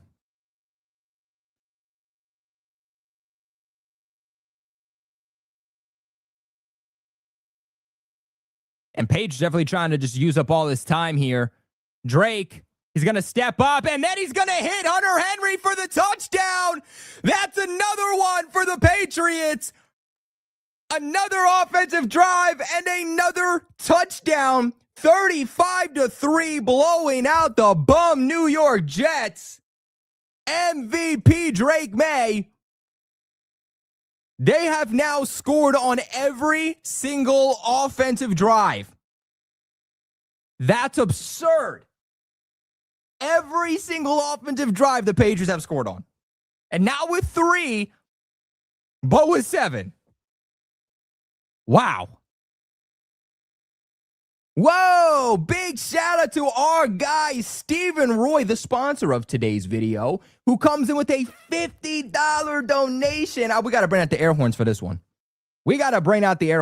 Hold up. Let's find them. Where are the air horns at? Oh, that's not it. Where are the air horns at? Is this it? A 50 burger from Stephen Roy, who, by the way, might be exactly what the Patriots are about to put up here against the New York Jets. But he says, got to get back to driving, but I'll be listening. Go Pats. Hit the like button, y'all. You guys heard Stephen Roy, the king of the channel, the sponsor of today's video. If you guys don't want to listen to me and hit the like button, that's fine, but you got to do it for the king of the channel, Stephen Roy. Royalty. All right, everybody bow down. Everybody do what he says and hit that like button. Everybody make sure to give a heart on the 50 burger from Stephen Roy also. As always, appreciate you guys more than words itself. More than words itself. We got Alpha Courage also coming in with a $5 donation and says a win today would be the first time the Pats go unbeaten on the road since 2016. Did they really go undefeated on the road in 2016? Wow. I remember 2016 was like a great year, but I didn't know they went undefeated that season. Wow. How about that? What a pull by Alpha Courage. What a pull. Josh is in his bag today. Road Warriors. Damn the 1 seed. Yeah, facts. I've kind of been wondering that, though, myself. Like, do I want the Patriots to get the number 1 seed? Like, they've been so good on the road. Like, how much do I, like, care about home field advantage? You know what I'm saying? You guys let me know your thoughts about that in the comments. Like, do you think it's an advantage for the Patriots to have the number 1 seed and have home field advantage, or do you prefer them to be on the road?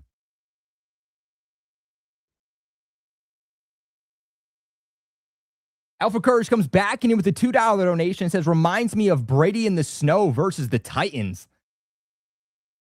I need like a iconic Drake May snow game. Like that's what I need. Like I think that's what New England needs. We need an iconic snow game from Drake May. Now, a lot of football to still be played, but I need that. Could you imagine the pictures of Drake May just lighting up an opponent in the snow? Kobe, I was watching Richie's channel, and he's very angry. Bro's getting blown out. So, Alpha Courage comes in and says Stephen Roy is paying Colby's college tuition. You and him, Alpha Courage and Stephen Roy are paying my college tuition. Shout out to that man, because those loans are about to start kicking in, and so we're about to be dropping 5 videos a day to pay for that. Just you wait. But the Patriots sack Brady Cook here. And that's going to bring up 3rd down. Patriots take their final timeout, so Patriots maybe looking for a big return or something, trying to put up some miracle final points. Do I think they should sit Drake May in the second half? I mean, they really could. Like, the Jets are not coming back 35-3. So if they wanted it, like, I could see Drake May playing like the 3rd quarter, and then they sit him in the 4th, but they could sit him for the second half and be completely fine.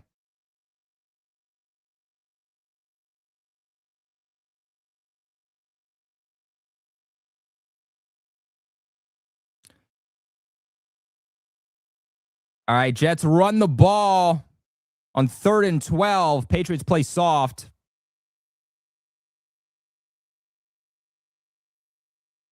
And that'll take the Patriots to the end. And that is the end of the first half by the Patriots. 35-3, and it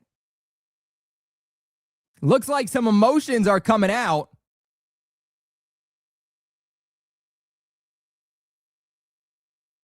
Christian Barmore getting a little bit riled up. You have the entire Patriots coaching staff trying to settle him down.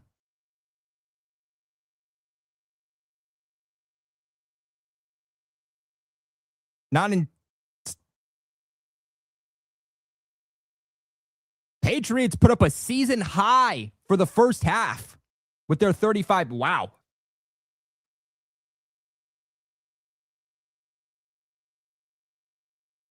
How about that? So at halftime, the Patriots have 344 total yards to the Jets 77. Patriots have 23 first down to the Jets 4. The Patriots have 20 minutes and 48 seconds time of possession to the Jets 9 minutes and 12 seconds. And you just see Jets fans already leaving. So it looked like Christian Barmore was going at it with a Jets player at the end there of the first half. Not exactly sure what was going on, but Vrabel and a few other of the coaching staff members had to separate them. But yeah, you guys heard that right. The Patriots, 35 points is the most of the first half out of any team.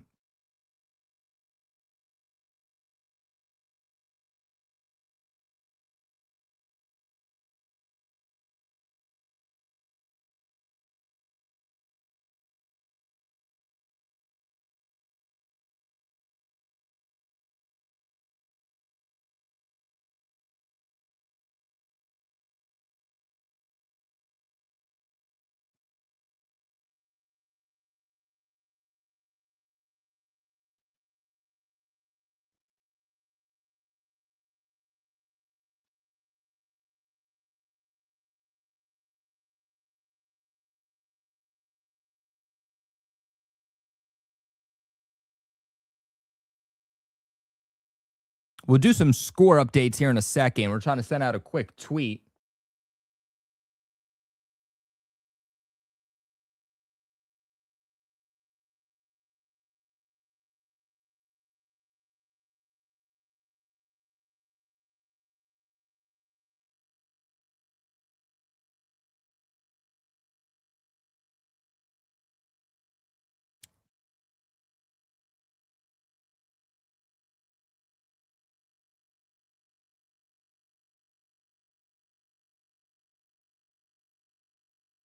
The Patriots 35 points in the first half versus the Jets is the most points by a team in the first half this season.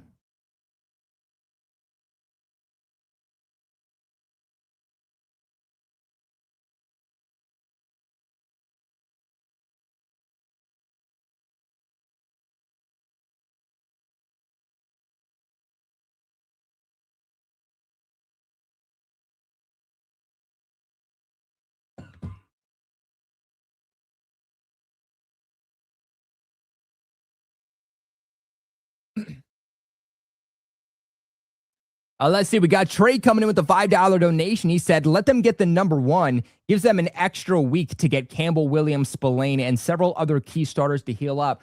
This is 100% true. This is 100% true. That could also help them pretty significantly. Hey, they also start, instead of the wild card round, they're in the divisional round immediately. That's the first playoff game. But let's keep in mind, too, that just because you have home field advantage doesn't mean you have this massive advantage over another team, right? I think sometimes home field advantage is a little overblown. The Detroit Lions had home field advantage for the NFC last year, and they lost in the first round of the playoffs. Isaiah comes in with a $5 donation and says, I don't know if you saw, but after the roughing the passer penalty, Vrabel is mad and kicking the offense into high gear. I did not see that. I did not. I mean, hey, if they're going to start hitting Drake May, and then they had the taunting penalty on the same roughing the passer call, maybe Mike Vrabel's on the sideline saying, y'all going to take that? You're being disrespected by an in-division rival. You're blowing them out, but are y'all going to take that disrespect they just gave you? Maybe that gives them a little bit of extra motivation. That's just good coaching if that's the case. That's good coaching.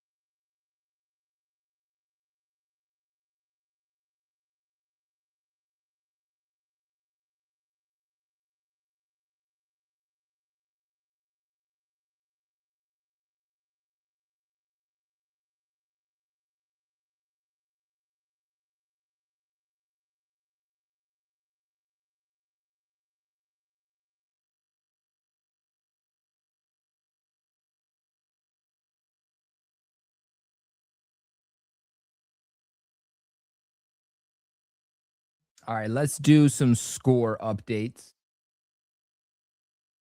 Shout out to Nathan, who became a YouTube member. Nathan, you now have exclusive benefits here on the channel. You get the Patriots Global logo next to your name. So every single time you comment on the channel, live videos, regular videos, shorts, community posts, everybody will know that you are a YouTube member here on Patriots Global. You also get exclusive access to emojis, such as the Patriots Global emojis, a Mike Vrabel emoji, Drake May emoji. And on top of that, you get priority replies in the comment section. So Big shout out to you for becoming our latest YouTube member.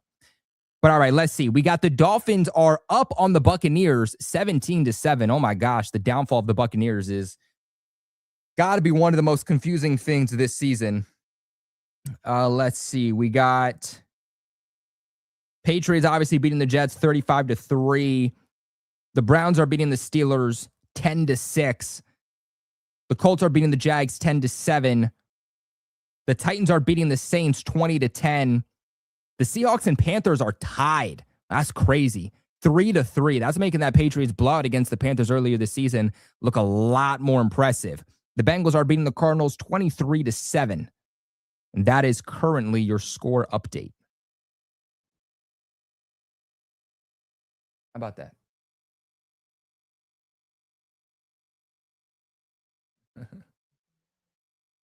Hey, the Patriots from 1978 beating up on the Jets as usual.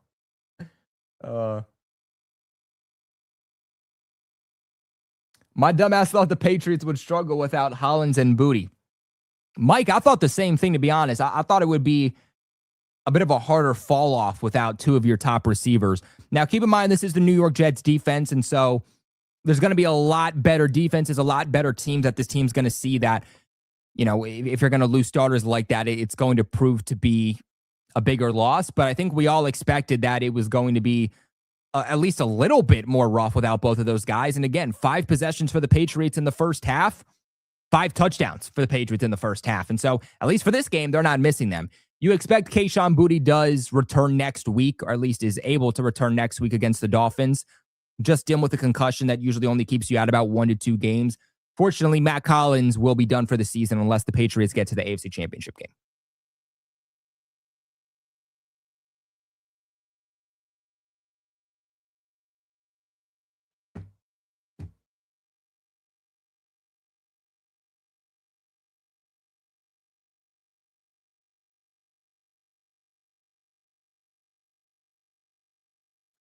Hey, Colby, would you give a 2 for Crosby?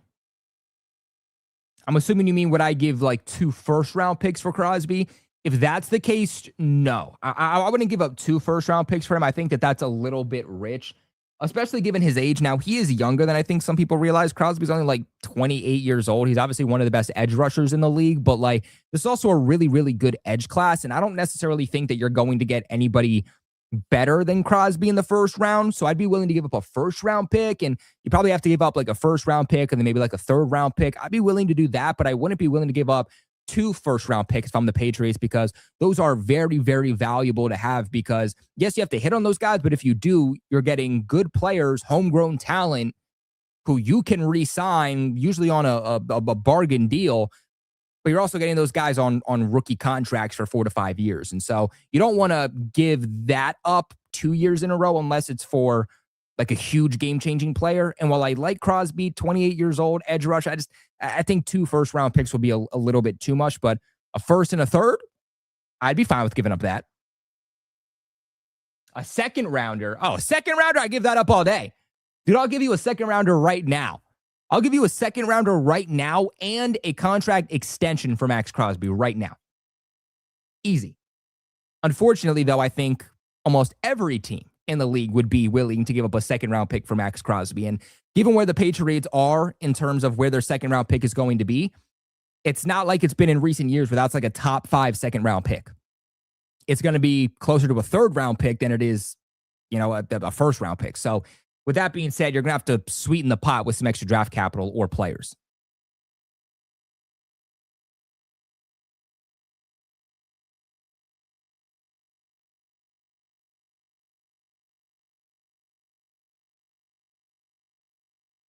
You guys, I'm going to grab a water real quick. I will be right back.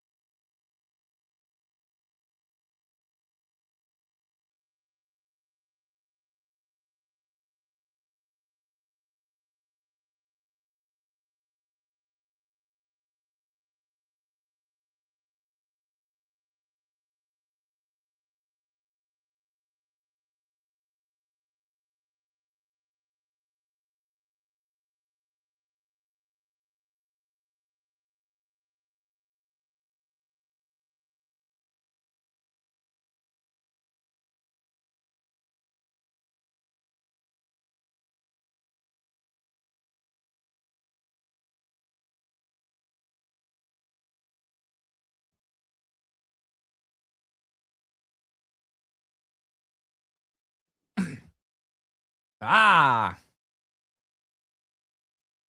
are getting back on the field here. While they're doing that, though, we can take this off.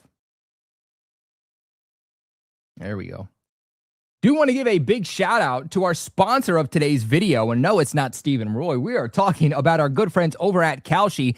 Guys, right now we're looking at the MVP winner. And everybody thinks it's going to be Matthew Stafford, but I think everybody's underestimating the fact that it could be Drake May still, because context behind this award is so important, especially with Drake May being over 4,000 yards, few passing touchdowns already today. If he ends off strong here in 2025, he could have a real case.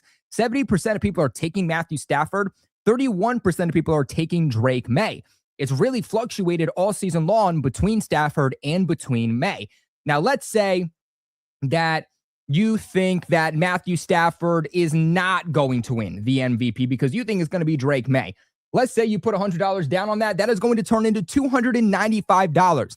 Kalshi's not a sports book. They're the best damn trades market on the platform. You're not playing up against Kalshi. You're playing up against real people with their own real thoughts and opinions on these same lines. They're available in every single state. And if you're wrong on your take, Kalshi does not make a single cent off of you. Remember that supporting the sponsors that supports the channel supports me massively here at Patriots Global. Whether you're checking out Kalshi on their website or their mobile app, go ahead and click the link that's going to be pinned in the live chat. Just download the app, check it out, see what you guys think. And of course, play responsibly, but have a little bit of extra fun this football season. But let's get back here. 2nd and 10. Brady Cook tries to pass on first down, but it goes incomplete. Patriots get pressure on him. He's going to go back outside on this one. Ball is a little bit too short for A.D. Mitchell. You had Christian Gonzalez in coverage. So that's going to be 3rd and 10 now for the Jets, who are in jeopardy of throwing away a potential opening drive score.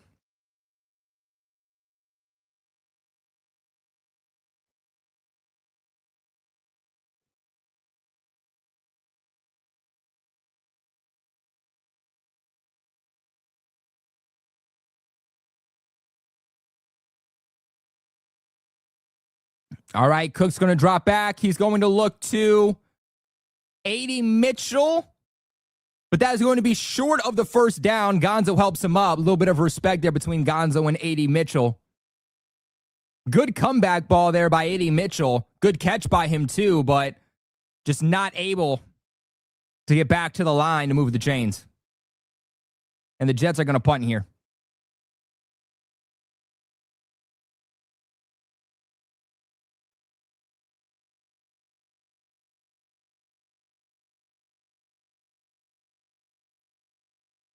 All right, guys, we're going to put Kalshi in the live chat for you guys.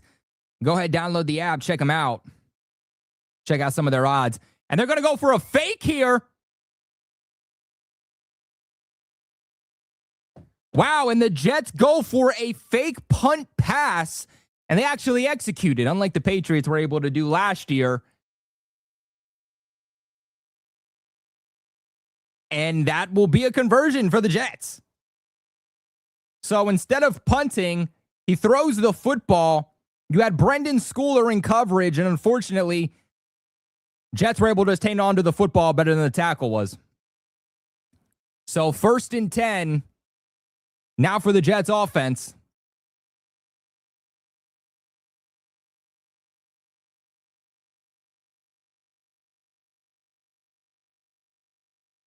They're going to give this one off to Breece Hall. Has a good run here on first.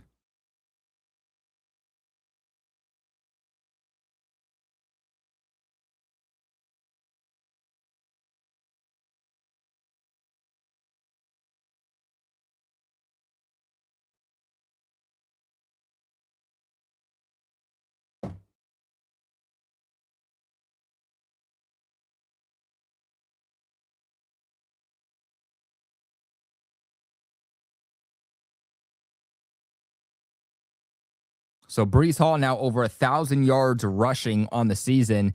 2nd and 3. And that's going to be a loss. Eric Gregory was the first one there. Then you have Gonzo and company coming up for a loss there on Breece Hall. It's going to be third down now for the Jets. Shout out to Isaiah, who says, in my opinion, I think we try to get edge in free agency.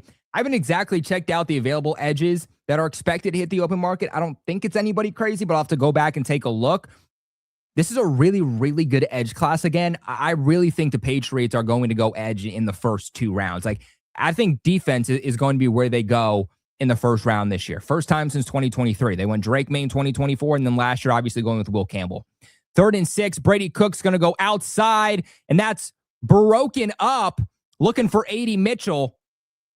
It's going to be now 4th and 6, so the Jets potentially wasting that punt conversion.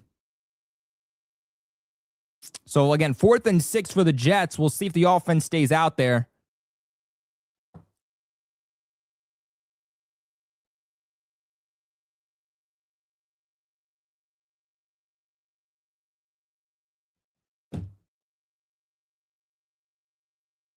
James comes in with a $5 donation and says, Bruins have lost their last 5 games. It's going to be another fake by the Jets. Patriots get the stop this time. I'm not exactly sure what the Jets are thinking, why they're trying to go for another fake. That's Durden who comes up with the stop on this one.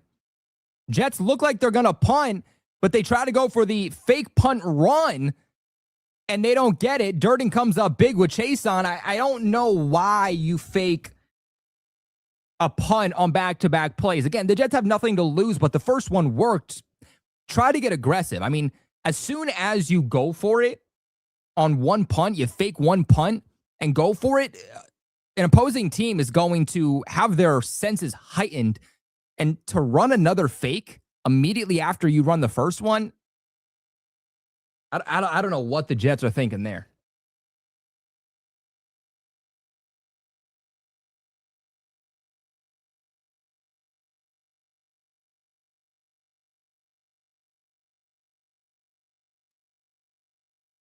But James again comes back in and says, Bruins have lost their last 5 games. Bruins are playing bad hockey. Thank goodness for the Pats, man. Hey, Boston sports have been a little bit inconsistent, but I feel like there's always one Boston sport that's at least keeping everything afloat to still give Boston sports some life. And it's good to see that the Patriots are back in the mix on what's giving life again.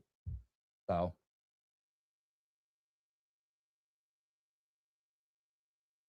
y'all remember the punt return walk-off? Dude, Marcus Jones, he was a rookie at the time, 2022. It was a tied game. Time's expiring. Looks like that the game's going to go into overtime, and punt return walk-off, man. I remember jumping up and down screaming. What a game that was.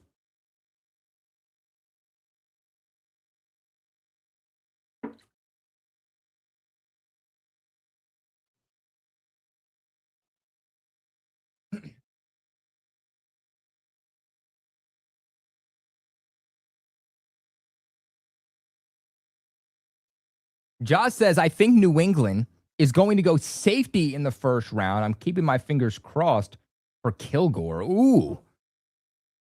Interesting. Patriots go safety in the first. I mean, low key, I like Hawkins, but he's about average. They could use like a true free safety. Right now, I don't love any safeties in the first round in terms of free safeties, but hey, it's certainly in play. Certainly in play.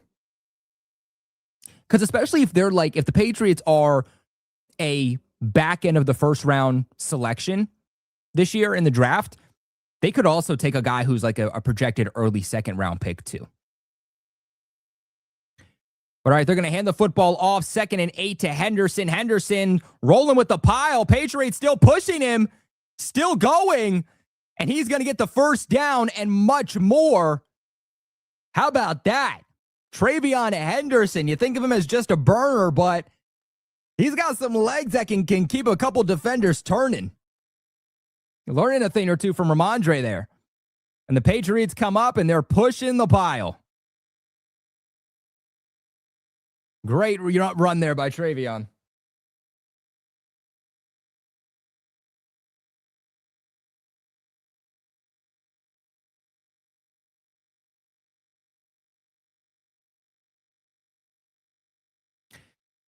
All right, 1st and 10 here for the Pats.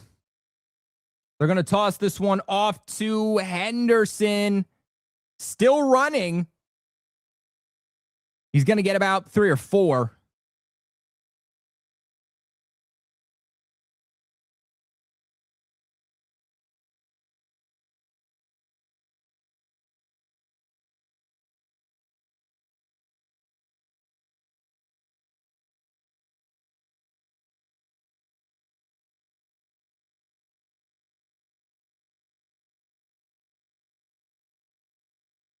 Drake May versus the Blitz, 6 for 6, 90 yards and 3 touchdowns. All right, Drake gives the handoff or fakes the handoff to Henderson. He's looking downfield. Drake's going to run. He gets back to the line. So fake handoff. Drake was looking down the field. Nothing there. Tries to take off, but only going to get back to the line. 3rd down now.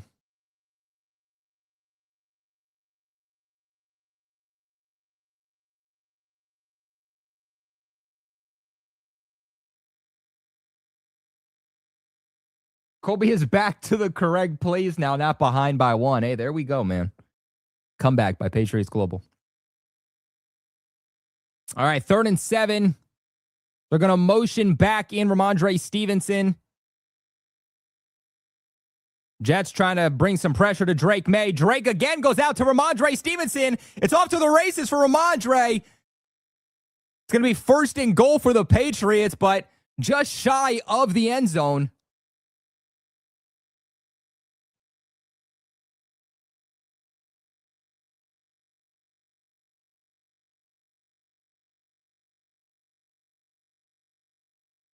And they were able to just get Ramondre Stevenson into space.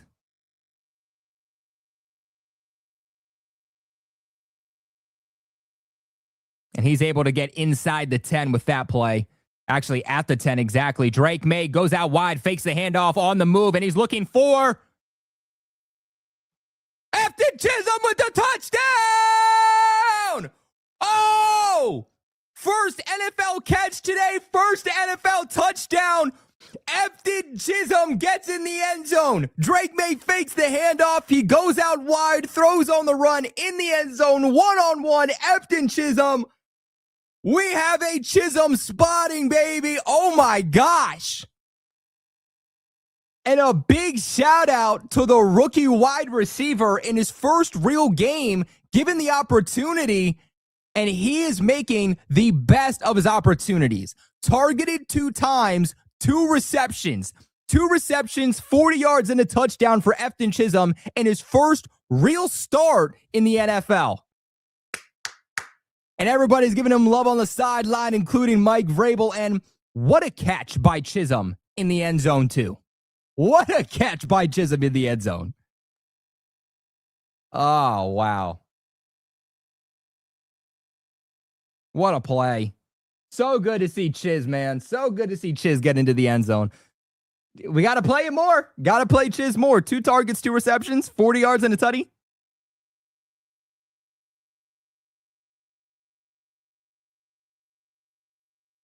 Damn.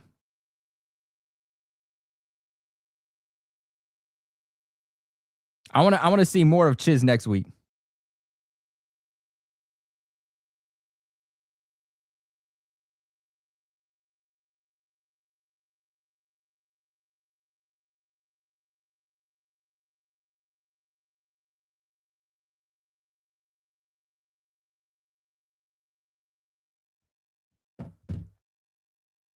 And just like that, it is a 40 burger on top of the Jets. 42-3, man. And the holiday season, it just gets better and better. Man, like, do you guys remember where like this is what you would get in the holiday season? Like every single year in the Brady Belichick era, it was you're playing the New York Jets, like, or the Miami Dolphins between Christmas and New Year's. And every single time it was just a complete ass whooping. And like for the Jets or another AFC East team, it was just miserable. But for Patriots fans, it was like exciting because you're blowing them out and it's offensive play here and then defensive play there and it's complimentary football and we're just having a good time. It's like we have that again. Like holiday blowouts against an in-division opponent are back. Feels good. Feels good.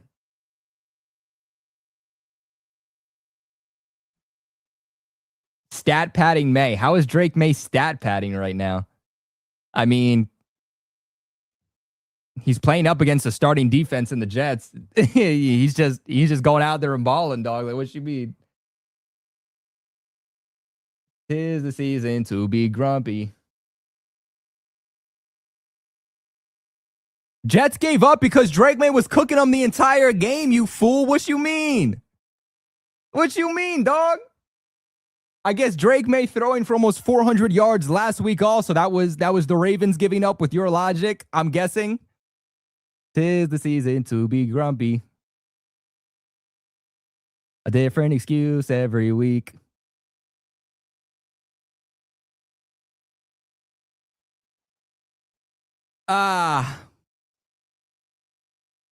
What's that? 6 possessions, 6 touchdowns. Let's update that.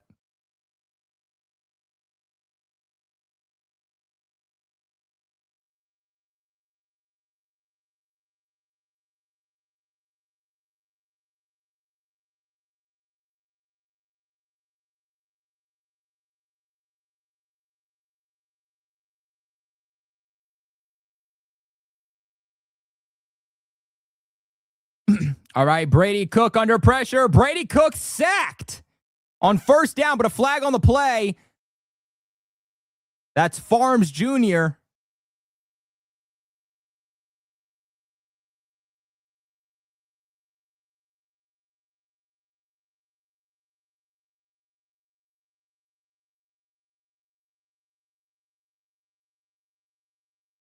Oh, they're going to call that roughing the passer. Let's take a look at this.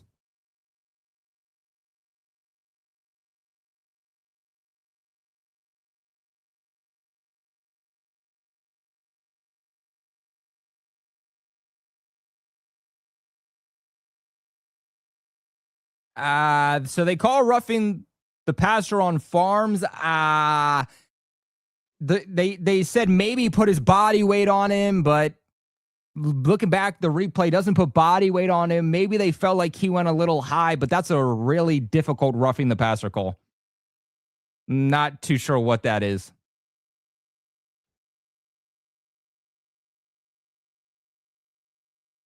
Is Milton Williams back? No, he wasn't activated. He returned to practice, but he wasn't activated.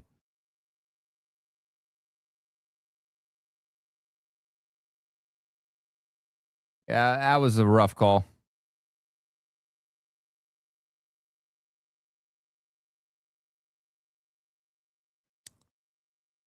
Second and 5. They're going to run this with Breece Hall to the outside. Craig Woodson trying to get him. Craig Woodson doesn't. Gonzo pushes him out of bounds, but he's going to get the first down first. Brady Cook is 7 of 13 for 52 yards and an interception.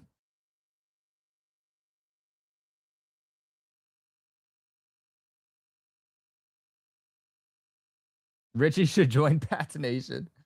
Man.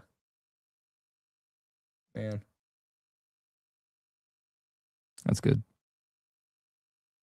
So the Jets are across the 50. Only the second time this game. They're going to fake the handoff here to Breece Hall. Gonzo with the blitz, and Brady Cook throws the ball away. Is that intentional grounding?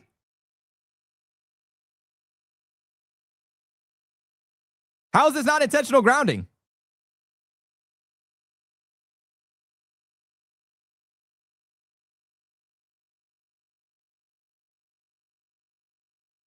Yep, that's a flag.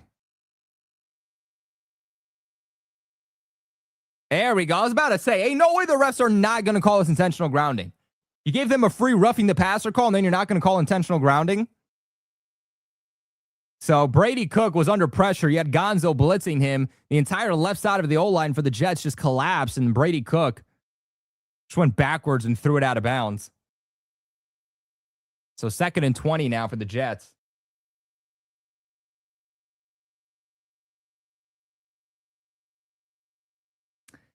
So in week 18, should we rest starters if we win and the Bills lose? I talked about this earlier. It's kind of a catch-22 because if you rest your starters, but then you lose against Miami, what if the Broncos lose to the Chargers, which is possible because, by the way, that pass is incomplete. Was looking for Williams, but Carlton Davis was on him. Throws that one out of bounds. 3rd and 20 now for the Jets. But if you rest all your starters against Miami and then you lose that game, but then the Chargers beat the Broncos, you could have had the number 1 seed in the AFC, first round bye in the playoffs, and home field advantage in the playoffs too. And so the Patriots could potentially win the division today as long as Buffalo loses against Philadelphia. But like, you could use week 18 as a bye week, or you could put all your chips in the middle, make sure you win that game, and then hope that the Chargers beat the Broncos so that you have that first round bye in the playoffs. So I think what they'll ultimately do is I think they'll rest a good amount of starters next week. I don't think they'll rest everybody. I think you want some of these guys to come back and kind of shake off some of the rust. Like Milton Williams, I want to play next week. He doesn't need to play the entire game. He doesn't need to play 60, 70% of defensive snaps, but I want him to be ready back into football shape for the postseason. So I want him to be activated. I want him to be ready. I don't want his first snaps in like 2 months to be taken in a big playoff game. So it's a catch-22. I think that's a discussion for the week.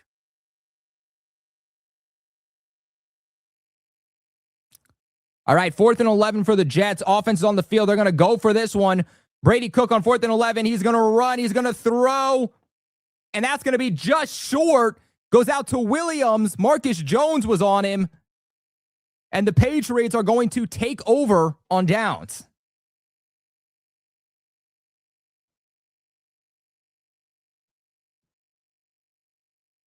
Josh Dobbs is coming in. Drake May's day is done at 256 passing yards, 19 of 21, 5 touchdowns.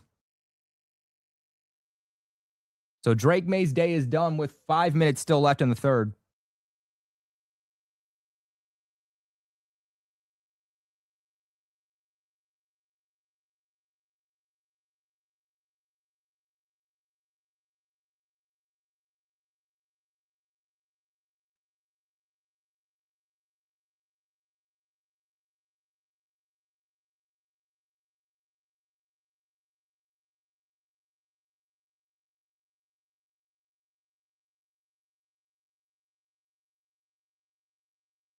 Damn, we couldn't have gotten Drake May first.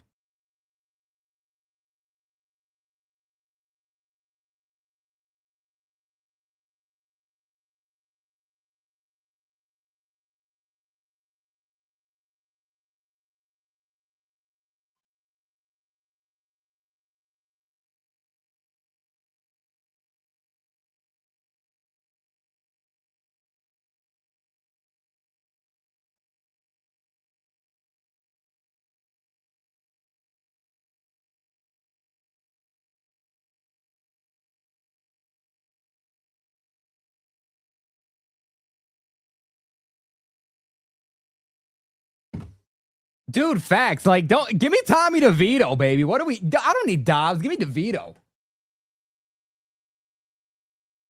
I want DeVito action.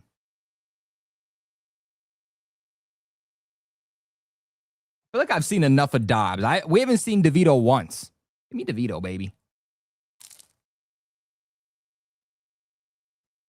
Give me DeVito.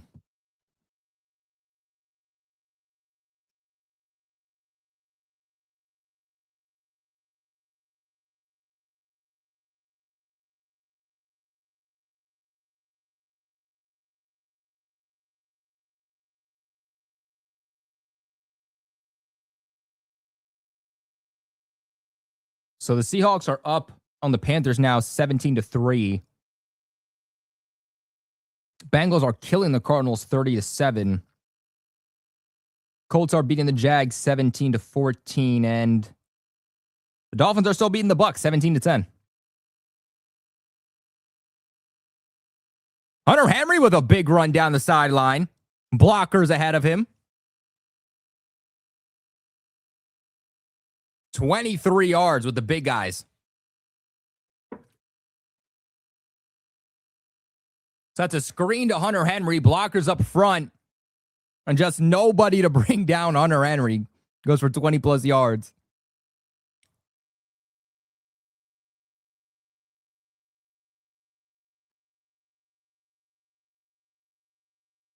All right, they're going to give this one off to Henderson. Good run by Henderson on first down.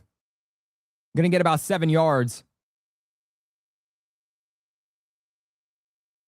We'll see how many times Dobbs actually passes the football. Oh, there's a jet down.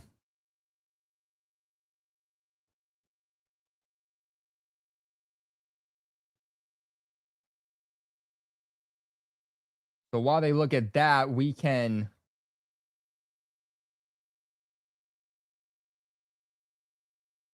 really look at some of these stats here.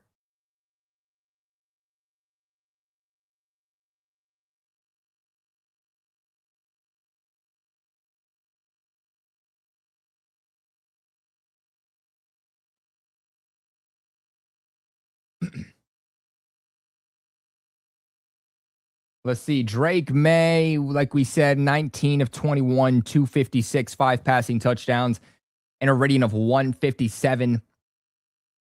Henderson, 16 carries, 74 yards, 4.6 yards per carry. They haven't really ran Ramondre Stevenson a lot here as of late. 8 carries, 47 yards, 5.9 yards per carry. Diggs goes over 100 yards, 6 targets, 6 receptions, 101. Ramondre is second in receiving yards with 53. Henry has 49 receiving yards. Nefton Chisholm, 2 targets, 2 receptions, 40 yards, and a tutty. Of course, big shout out to Andy Borgales. He's 6 of 6 on his extra points.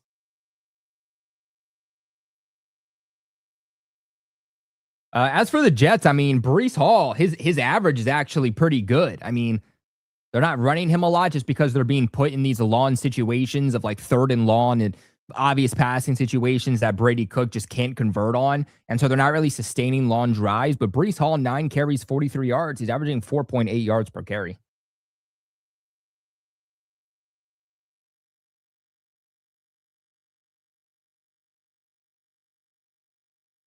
Diggs is getting that 1K season. Let's see. I wouldn't be surprised if they sit Diggs in this game also. But let's see. How many more does he need? So Stiggers goes down again. Saw him go down earlier. Now he comes off the field again for the Jets.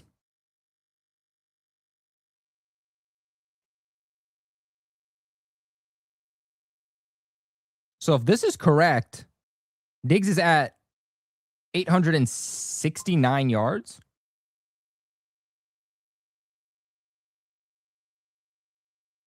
Or do I feel like they've not updated that? All right, Dobbs is going to hand this one off to Henderson on 2nd and 3, and he's going to get the first down.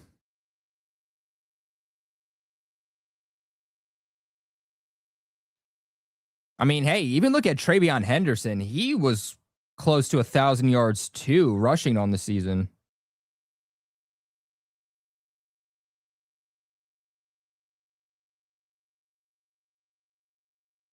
Let's see. Where's Henderson at? Henderson's still in the backfield. Jack Westover in at fullback. Going to give this one off to Henderson again, and he's going to get just about 3 or 4.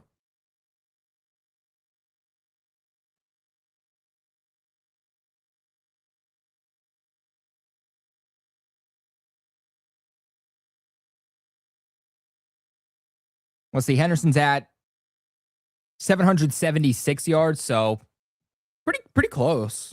I thought he was a little closer to 1,000 rushing yards, but he's still pretty close.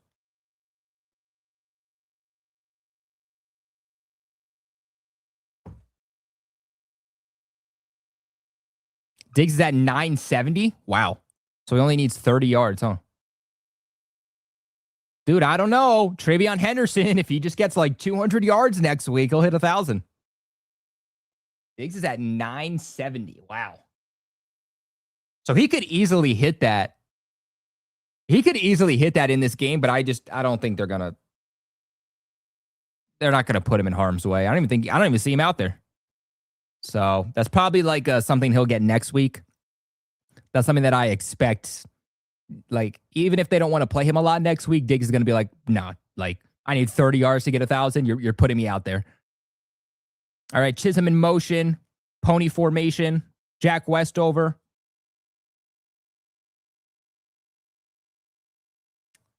Third and 7, they go out to Kyle Williams on this one, but he's going to be just shy of a first. See what the Pats do. It's 4th and 1. Paige is going to punt.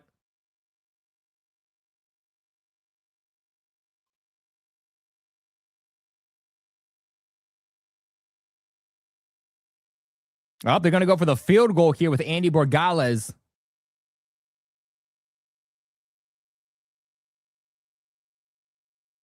"41-yard attempt. And he doinks it. 4th missed field goal by Andy Borgales this season. Fortunately, doinks that one.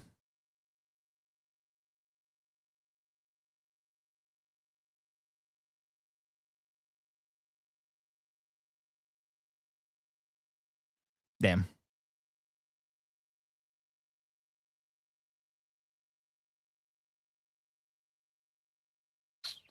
A doink by Andy, man.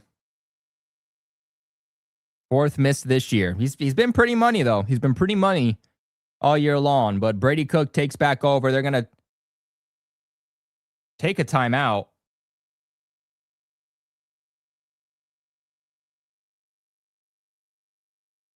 The Jets only had 10 men on the field. Cook takes a timeout.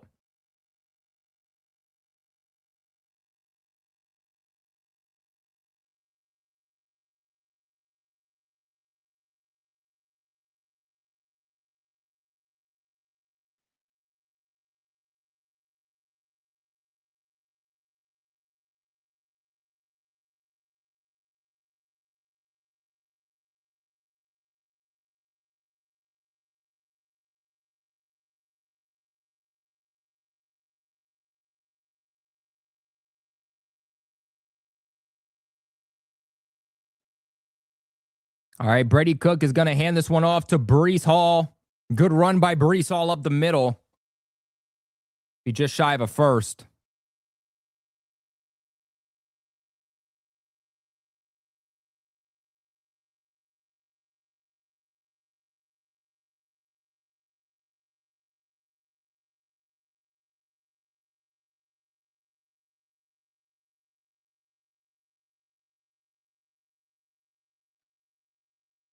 All right, 2nd and 4 here for the Jets. They're going to run motion. They're going to toss it off to Breece Hall to the left side.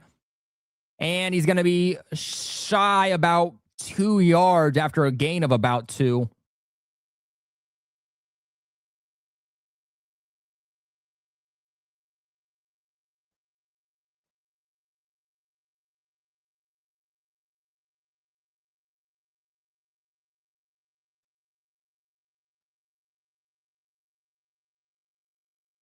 Third and 2 now for the Jets.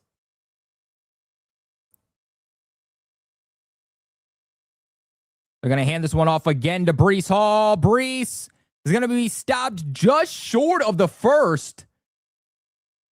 If I'm the Jets, I'm going for this one. Got nothing to lose.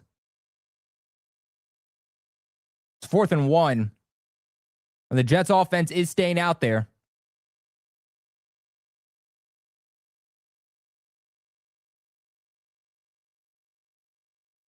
Oh, so they're going to give the first down to the Jets. That was not a first. I mean, maybe with forward progress, he squeezed it, but did not look like a first down for them. But that's the end of the third quarter. So final quarter here of regulation. 42-3, 13 wins now for the New England Patriots. Can they get to 14?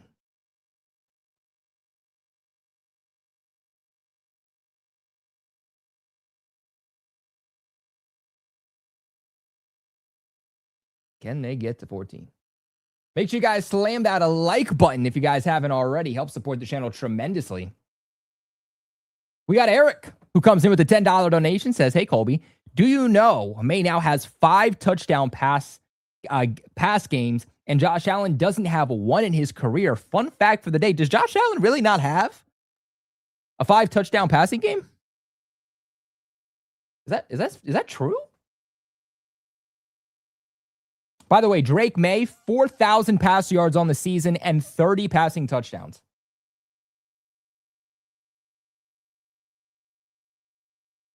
Is this it? Has Josh Allen ever had a 5?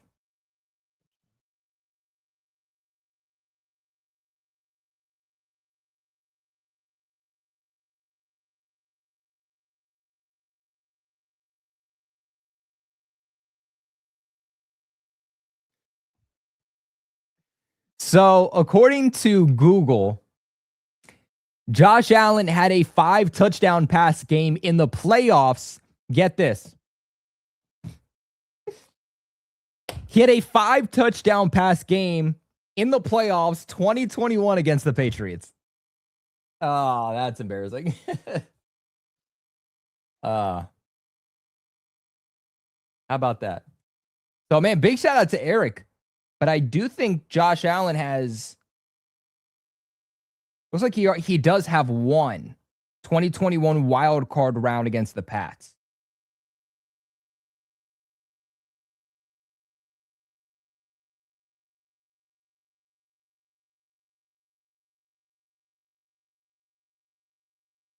How about that? F you, Google. Oh, man.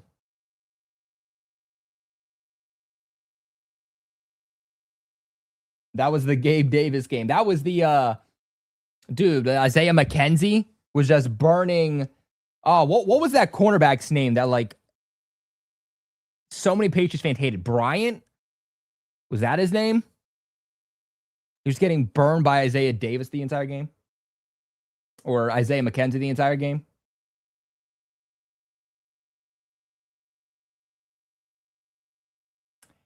Oh. And the Jets got in the end zone here. Let's look at when wrong. I see it. It went up on the scoreboard. Miles Bryant, that's what it was. So it says that the Jets got in the end zone here.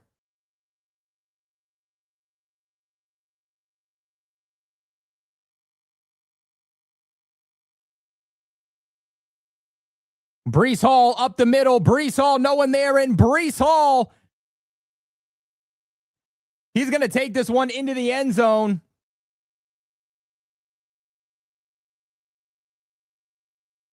That's a 59-yard touchdown by Breece Hall to give the Jets their first touchdown of the game.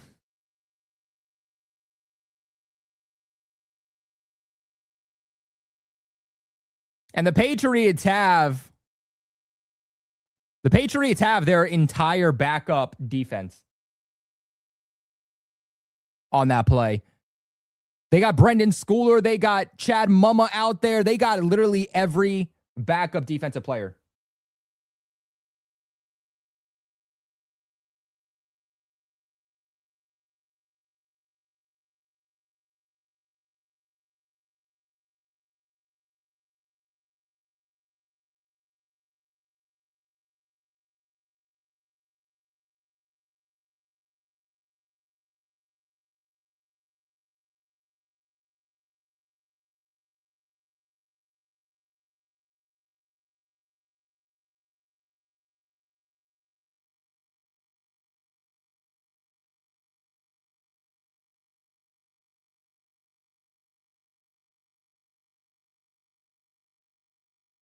But yeah, it looks like the Patriots are sitting pretty much everyone they possibly can because, like I said, that 59-yard touchdown by Breece Hall, it was Eric Gregory on the field at defensive tackle. It was Chad Mumma at linebacker.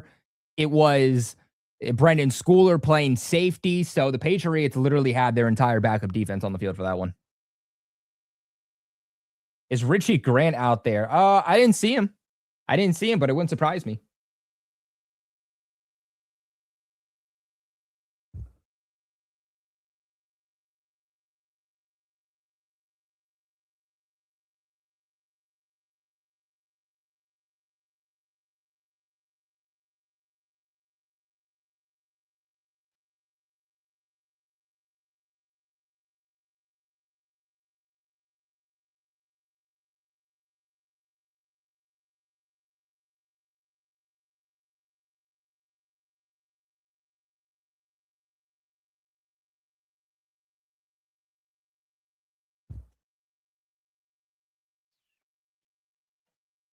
Let's see. We still got just under 15 minutes left in this one. Is Henderson out now? Well, we'll have to see. We'll have to see on this drive. Honestly, I would take Henderson out. I would take Ramondre and Henderson out, but not really a whole lot of guys they can run outside of them.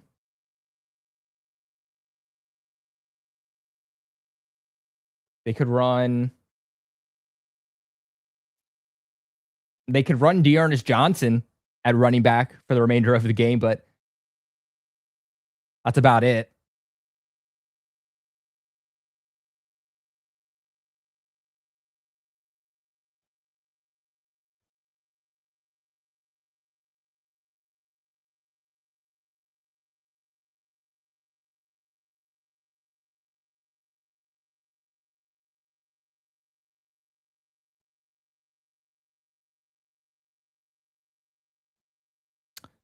All right, speaking of Dearness Johnson, he has the return.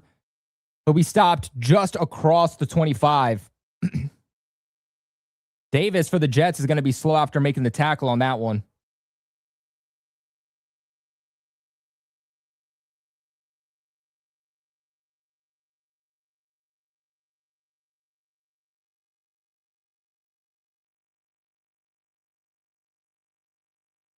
So Josh Dobbs still out there getting the start.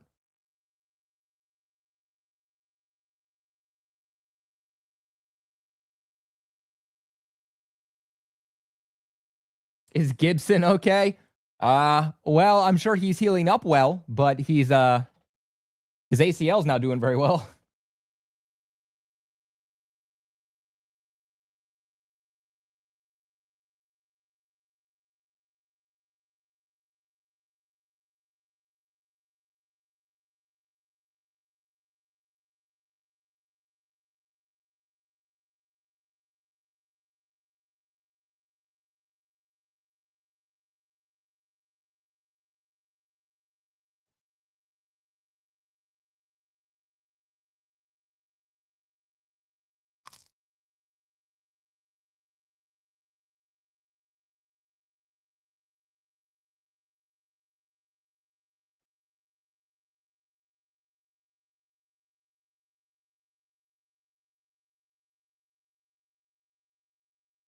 I think we're all just trying to squeak this one out now.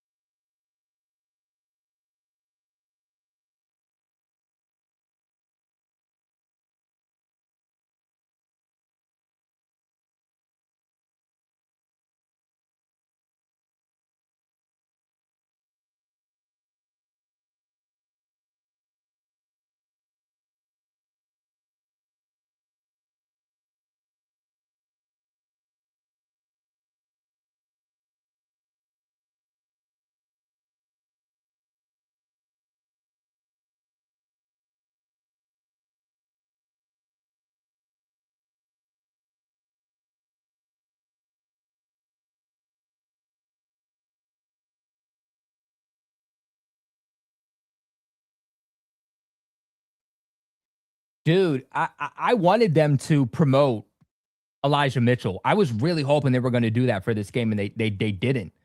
I think it would have been really, really cool to see what he could do now that we're in garbage time.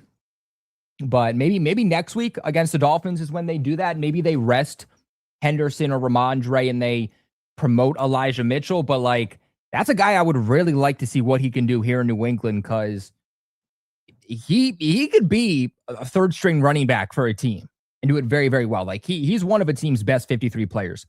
Dearness Johnson, we talked about it earlier. He will be getting the start here at running back. So he gets back to the line, but it looks like the Patriots have literally benched everybody possible.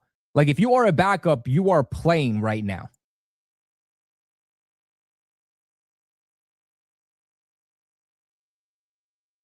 Wow. Patriots offense and defense both ranked top 10 in pretty much every single category. Kyle Williams goes in motion. Dearness Johnson still in the backfield. 2nd and 9. They're going to give the ball off again to Dearness Johnson, and he's going to get stopped at the line. It's already 3rd down. They're actually going to credit this with a loss of 1.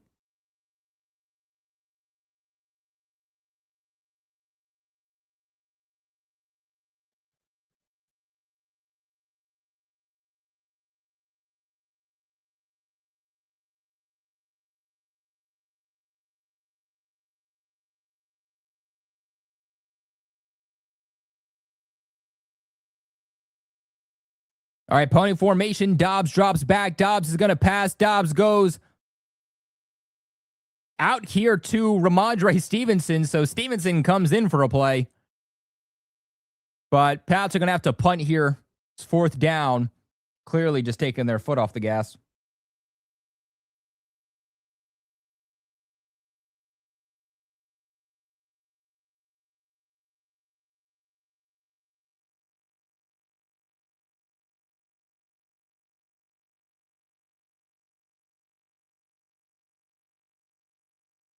All right, Patriots are going to punt. Jets going to have another opportunity here on offense.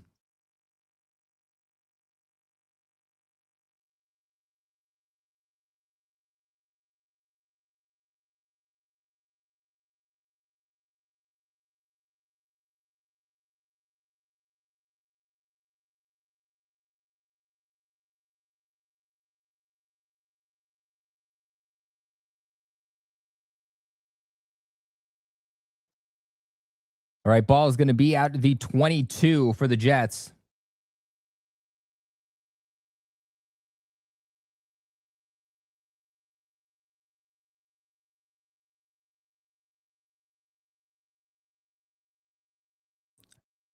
All right, you got Brees in the backfield. He's going to be stopped for a loss. Oh, Brees is down.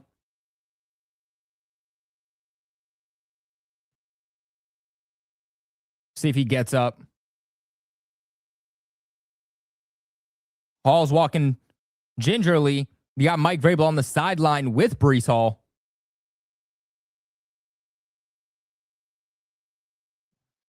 That's why if you're the Jets, you should really just take out Brees Hall. You're getting blown out. It's your star player, whether you're going to re-sign him or not. I mean, that's a guy that at this point in the game, no reason to keep out there.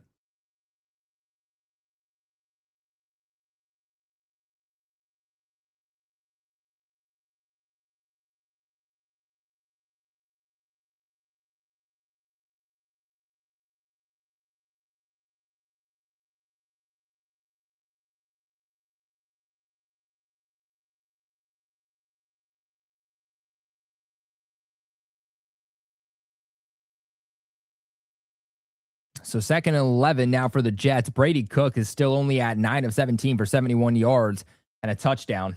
Or excuse me, and an interception rather.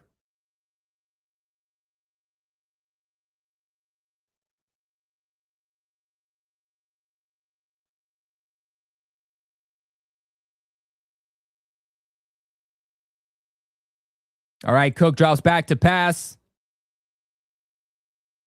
Goes to A.D. Mitchell. You have Miles Battle in coverage.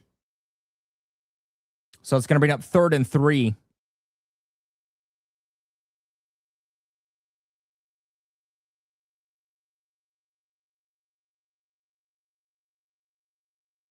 $155 watching, but only 114 likes. Where are you guys at? If you guys are enjoying the show, you guys want to support your boy completely free, takes less than a second. Tap the screen and, of course, hit that like button. Make sure you guys also check out the link pinned in the live chat. Check out Kalshi, sponsor of today's video. Really helps us out.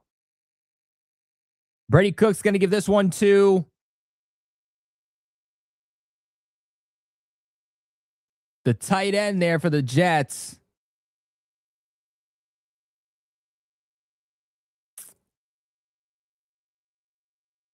You got Del Pettis out there. You got Miles Battle out there. Those are your guys starting right now on defense. You got Marte Mapu starting on defense.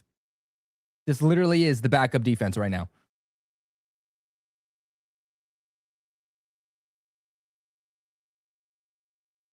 And I misspelled where. It'd be like that sometimes. All right, Brady Cook's just going to check this one down. Going to get about 5 yards here on 1st and 10.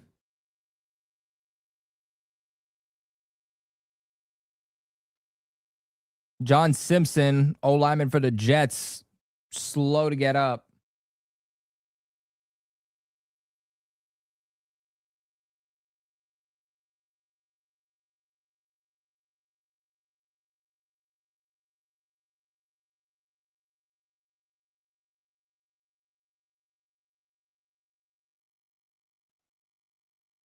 So another injury here for the Jets. Prayers up for him, man.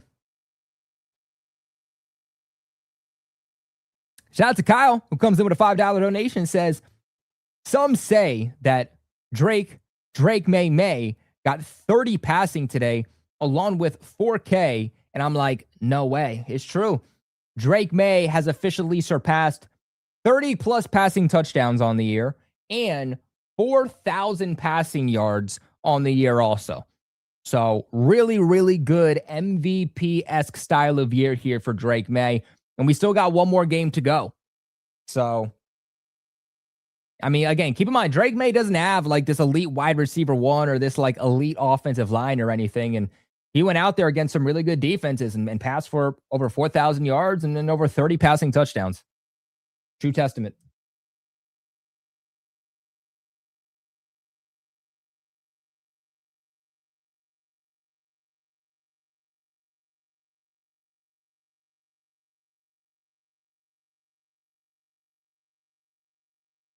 Y'all are beating the Jets. Calm down. No, we're not beating the Jets. We're blowing out the Jets to where none of our starters are out there in the final quarter.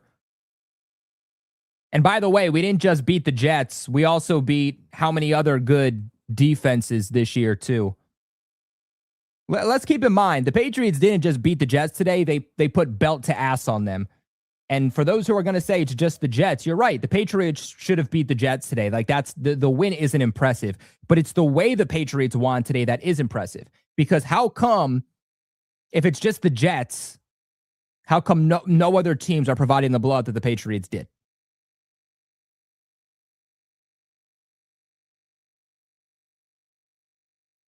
It's comments like this, man. Everyone's always trying to discredit the Patriots every single time that they have an impressive win, impressive success. There's just always at least one guy in the chat trying to find a way to discredit something they're doing, man. Yeah, our schedules aren't making these throws.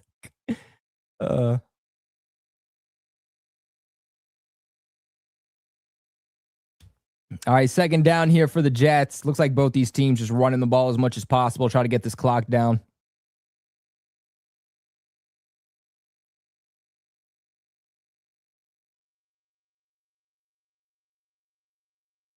All that and y'all lose to the Dolphins next week will be funny.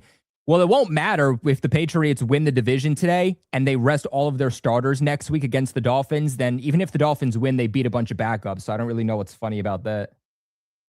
Is it impressive if the Dolphins beat a bunch of backups to you? So Jets get the first down here. Brendan Schooler clocks Mechie out of bounds. 1st and 10 for the Jets.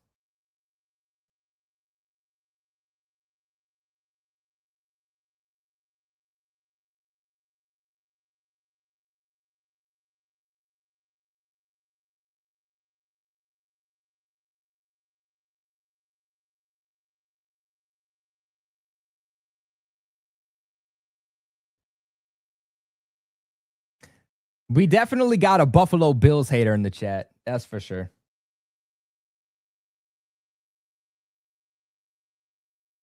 All right, Jets run the ball. They get back here to the line.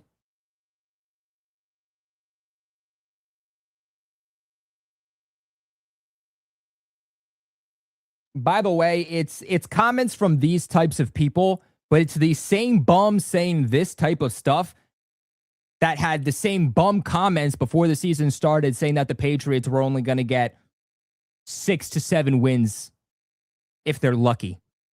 So, I mean, the Patriots have 13 wins already on the season. So you were wrong before. Chances are you're going to be wrong again.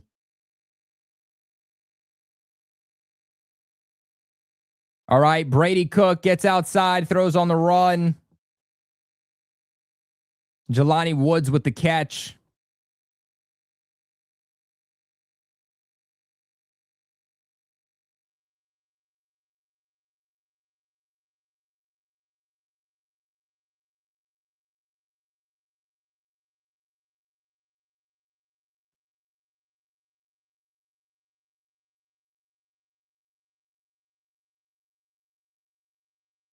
3rd and 5 here for the Jets.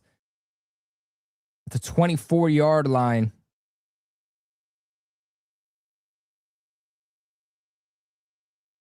They're going to run the ball here.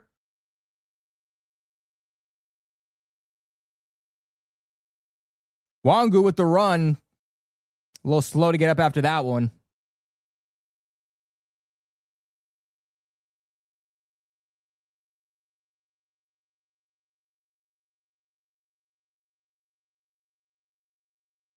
Jelani Tavai getting double teamed out there.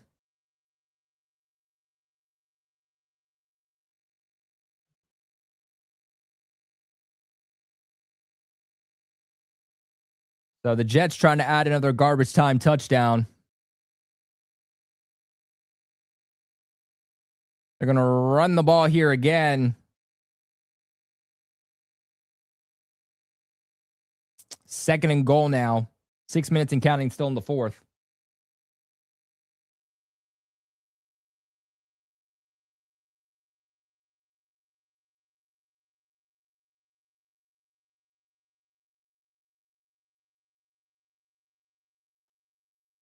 Don't matter if we don't have hats today. We'll have hats next week.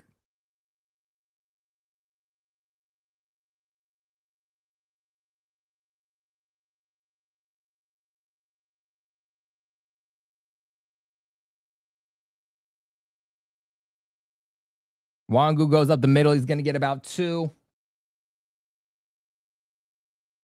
Go Birds, man. Go Birds.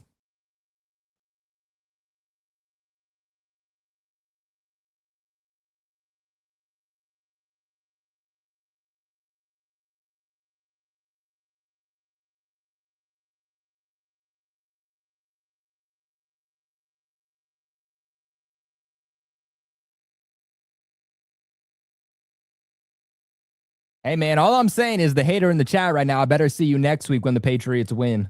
Don't be a coward and run away, or else your mama raised a hater. Wangu runs on 3rd and doesn't get it. That's going to bring up 4th down.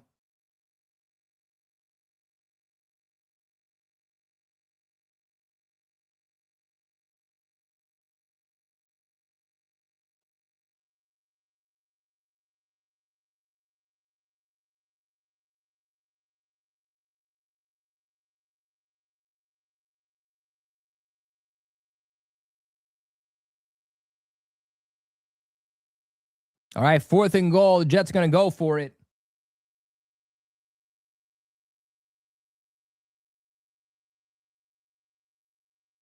Mechie in motion. Nope. Might be a false start.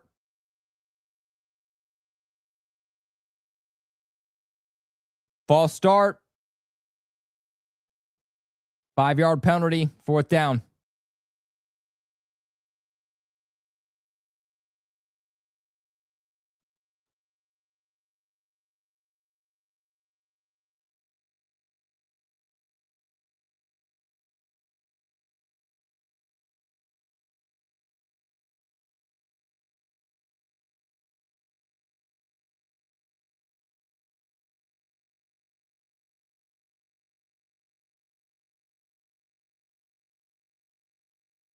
Patriots sending the pressure at Brady Cook. Looks to the end zone, but that's going to be incomplete. So even against the backup defense, Cook was not able to drive down the field and get into the end zone there. So the Jets' promising offensive drive results in nothing. They had 1 garbage time touchdown. Unfortunately for them, they couldn't get another against the Patriots' backup defense.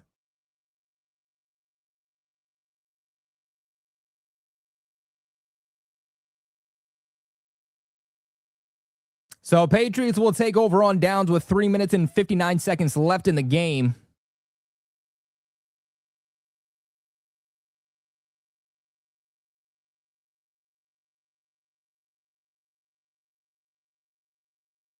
All right, Dobbs is going to give this one off to Dearness Johnson. He's going to get a couple here on 1st.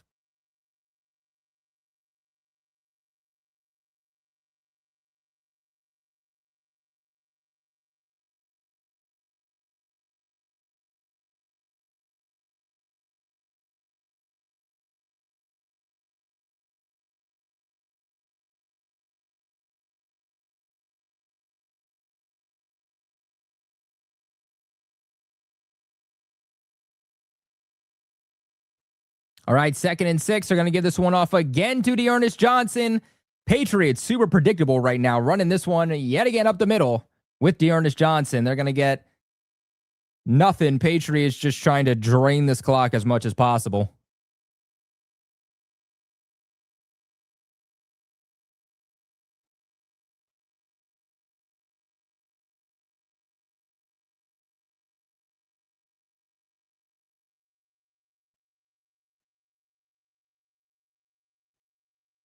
All right, 3rd and 6.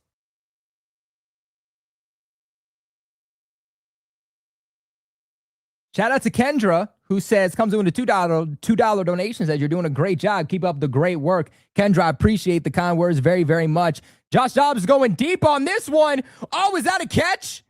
Might be out of bounds. Was looking for Kyle Williams on the deep ball. Drake May comes rushing to the side and says, no, he got that. He got that. I mean, Drake May drops his coat and rushes to the sideline and say, no, we got it. But nah, that's out of bounds. Drake was really trying to say he got it. He didn't get it. So good throw there by Dobbs. Unfortunately, Williams not able to keep both feet in bounds. Good catch by him, but not able to keep both feet in bounds. 4th and 6. The Patriots are going to punt back to the Jets with 2 minutes and 33 seconds left in the game. But again, big shout out to Kendra for the love. A lot of great content coming your guys' way now that your boys graduated from college with my Bachelor's of Science in Sportscasting. So we're going to be getting back to the old days of Patriots Global, man. Really, really excited to really dive back into this channel.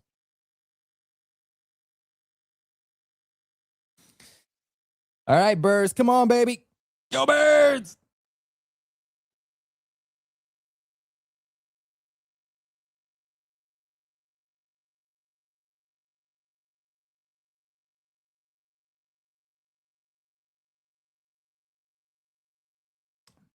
I'll love, Kendra. I'll love.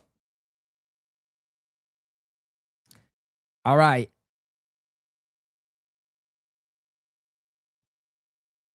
Jets drop back with Brady Cook. Brady Cook looks in the middle of the field.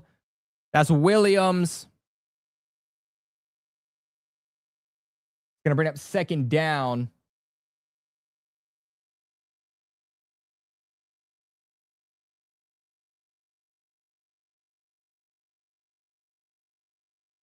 Brady Cook under pressure, goes outside, looking downfield, and throws this one out of bounds.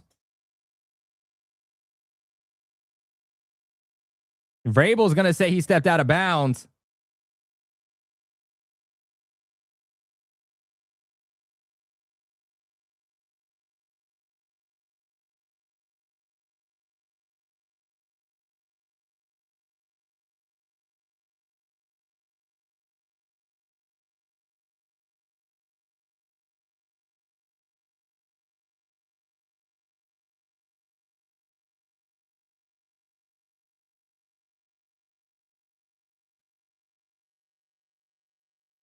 All right, 3rd and 4. Brady Cook drops back. He's under pressure. Goes to the outside. They're going to call that incomplete on 3rd and 4. Marte Mapu in coverage. Looks like he had an opportunity for the interception, but they're going to call that incomplete. 2-minute warning up now. Patriots, big-time win in this one.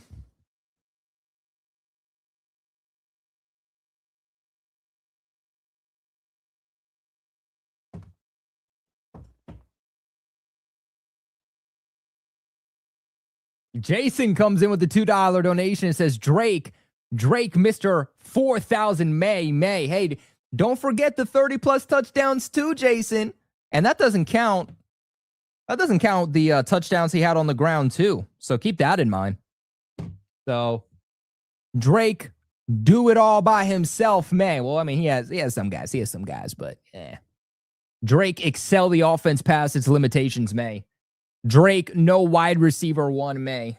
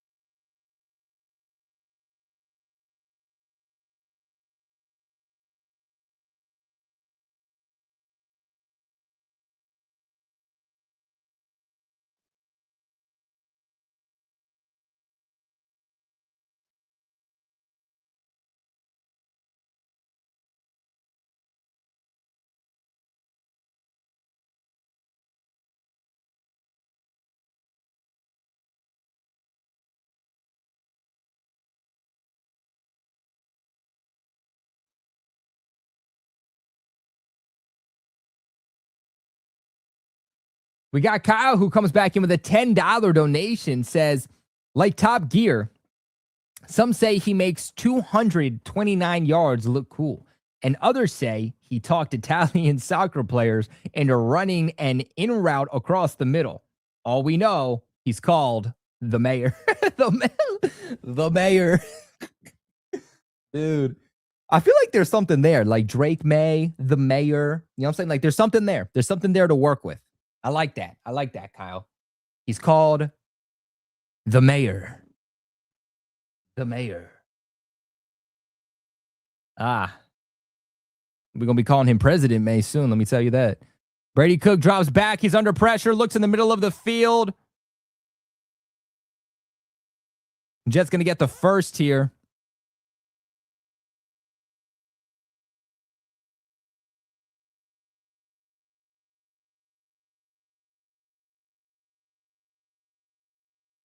All right, Brady Cook drops back. He's going to go deep. That's wide open, but he misses A.D. Mitchell. He was wide open. Patriots playing zone there and not on the same page. Cook frustrated. Looks like maybe that one on A.D. Mitchell.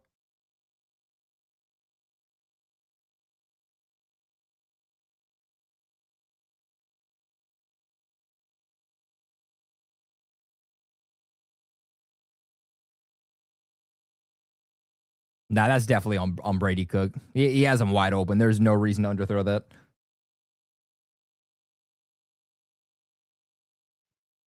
All right, Patriots going to send a blitz at Brady Cook, but it doesn't. Oh!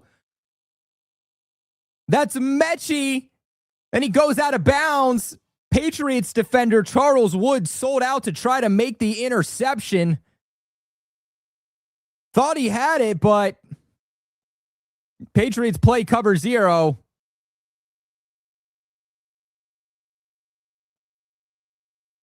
Woods almost gets a hand on it.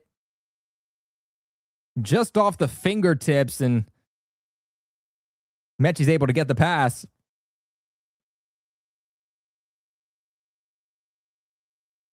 Mechie again in motion. They're going to fake the handoff. Brady Cook's going to pass again. He hits middle of the field. It's going to be Ruckert.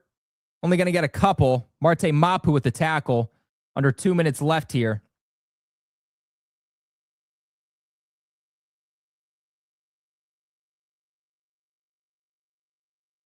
All right, Cook's going to drop back to pass again. He's going to just take the check down, but it's dropped on 2nd and 8. Going to be 3rd and 8 now.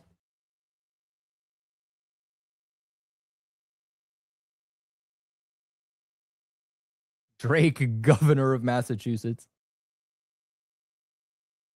Drake, mayor of Massachusetts. You know what I'm saying? I think that might work a little better. The mayor of Massachusetts, the mayor of New England. There's something there. There's something there. 3rd and 8, Williams in motion. He's killing the play. Patriots sending in another all-out blitz, cover 0. Oh, and that should have been intercepted. That's Miles Battle, who should have had the pick, but the awareness just wasn't there. Elijah Ponder, who had the pressure, hits Brady Cook.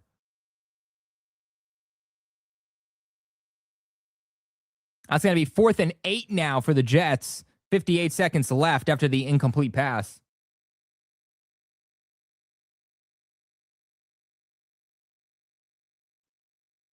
Jets at the 20-yard line. They need to get to the 12-yard line for the first. All right, Cook drops back. Patriots drop back into coverage. And that's going to be well short of the first down. Patriots rally around the football after the check down there by Brady Cook. That is another turnover on downs. So this Patriots backup defense, bend but don't break. 50 seconds left, and this is where the Patriots are just going to kneel this thing out. They're going to be done here.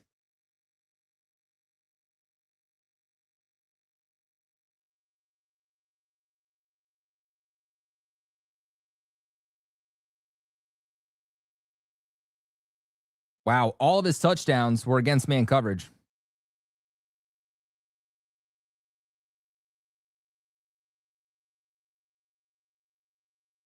So first player with 5 passing touchdowns and a 90% completion percentage since December 13th of 1981. So, guys, that is going to end it off for today's live stream. Make sure you guys go ahead and check us out over at Bleacher Report. We're going to be live here in the next 5 minutes, breaking down my thoughts and opinions on this game. We'll, of course, also be live back on the channel around 5:30, 6 o'clock. I got to talk to Rob. Currently scheduled for 5:30, but could potentially be 6 if Rob feels like we need to push it. Kind of coming back here, breaking down our thoughts on this game. A blowout win by the New England Patriots nonetheless. I know it says 42-10, but this game really was 42-3. Garbage time touchdown by New York. That 59-yard touchdown by Breece Hall to give them their first and only touchdown of the game with the Patriots backup defense in there. Great game by the Patriots. I understand it's just the Jets. It's not necessarily the team they beat that is impressive. What's impressive is the way that the Patriots won this football game, okay? It's one thing to beat an in-division opponent with 10 of your starters out. It's another to provide a 42-3 blowout. So nonetheless, Drake May was out of this game with a few minutes left in the third quarter. Just goes to show how this game was going for the Jets all game long. Not done yet. Patriots still have to take care of business. They can still win the AFC East today if the Bills do lose against the Eagles. So Patriots fans, watch that Bills and Eagles game closely because could be a hat and t-shirt game if the Bills do lose today. If not, Patriots will have to win next week against the Miami Dolphins to secure the AFC East. But this is where we kick it off too, guys. What are your thoughts? Let us know in the comment section below. Hope to see you guys later during our live recap here of this game to share our thoughts and opinions. Make sure you guys leave a like button on the way out. Subscribe to the channel here at Patriots Global for all your New England Patriots news, thoughts, reactions, breakdowns, watch parties, post-game analysis, and everything in between. But until later, we'll see you guys at about 5:30.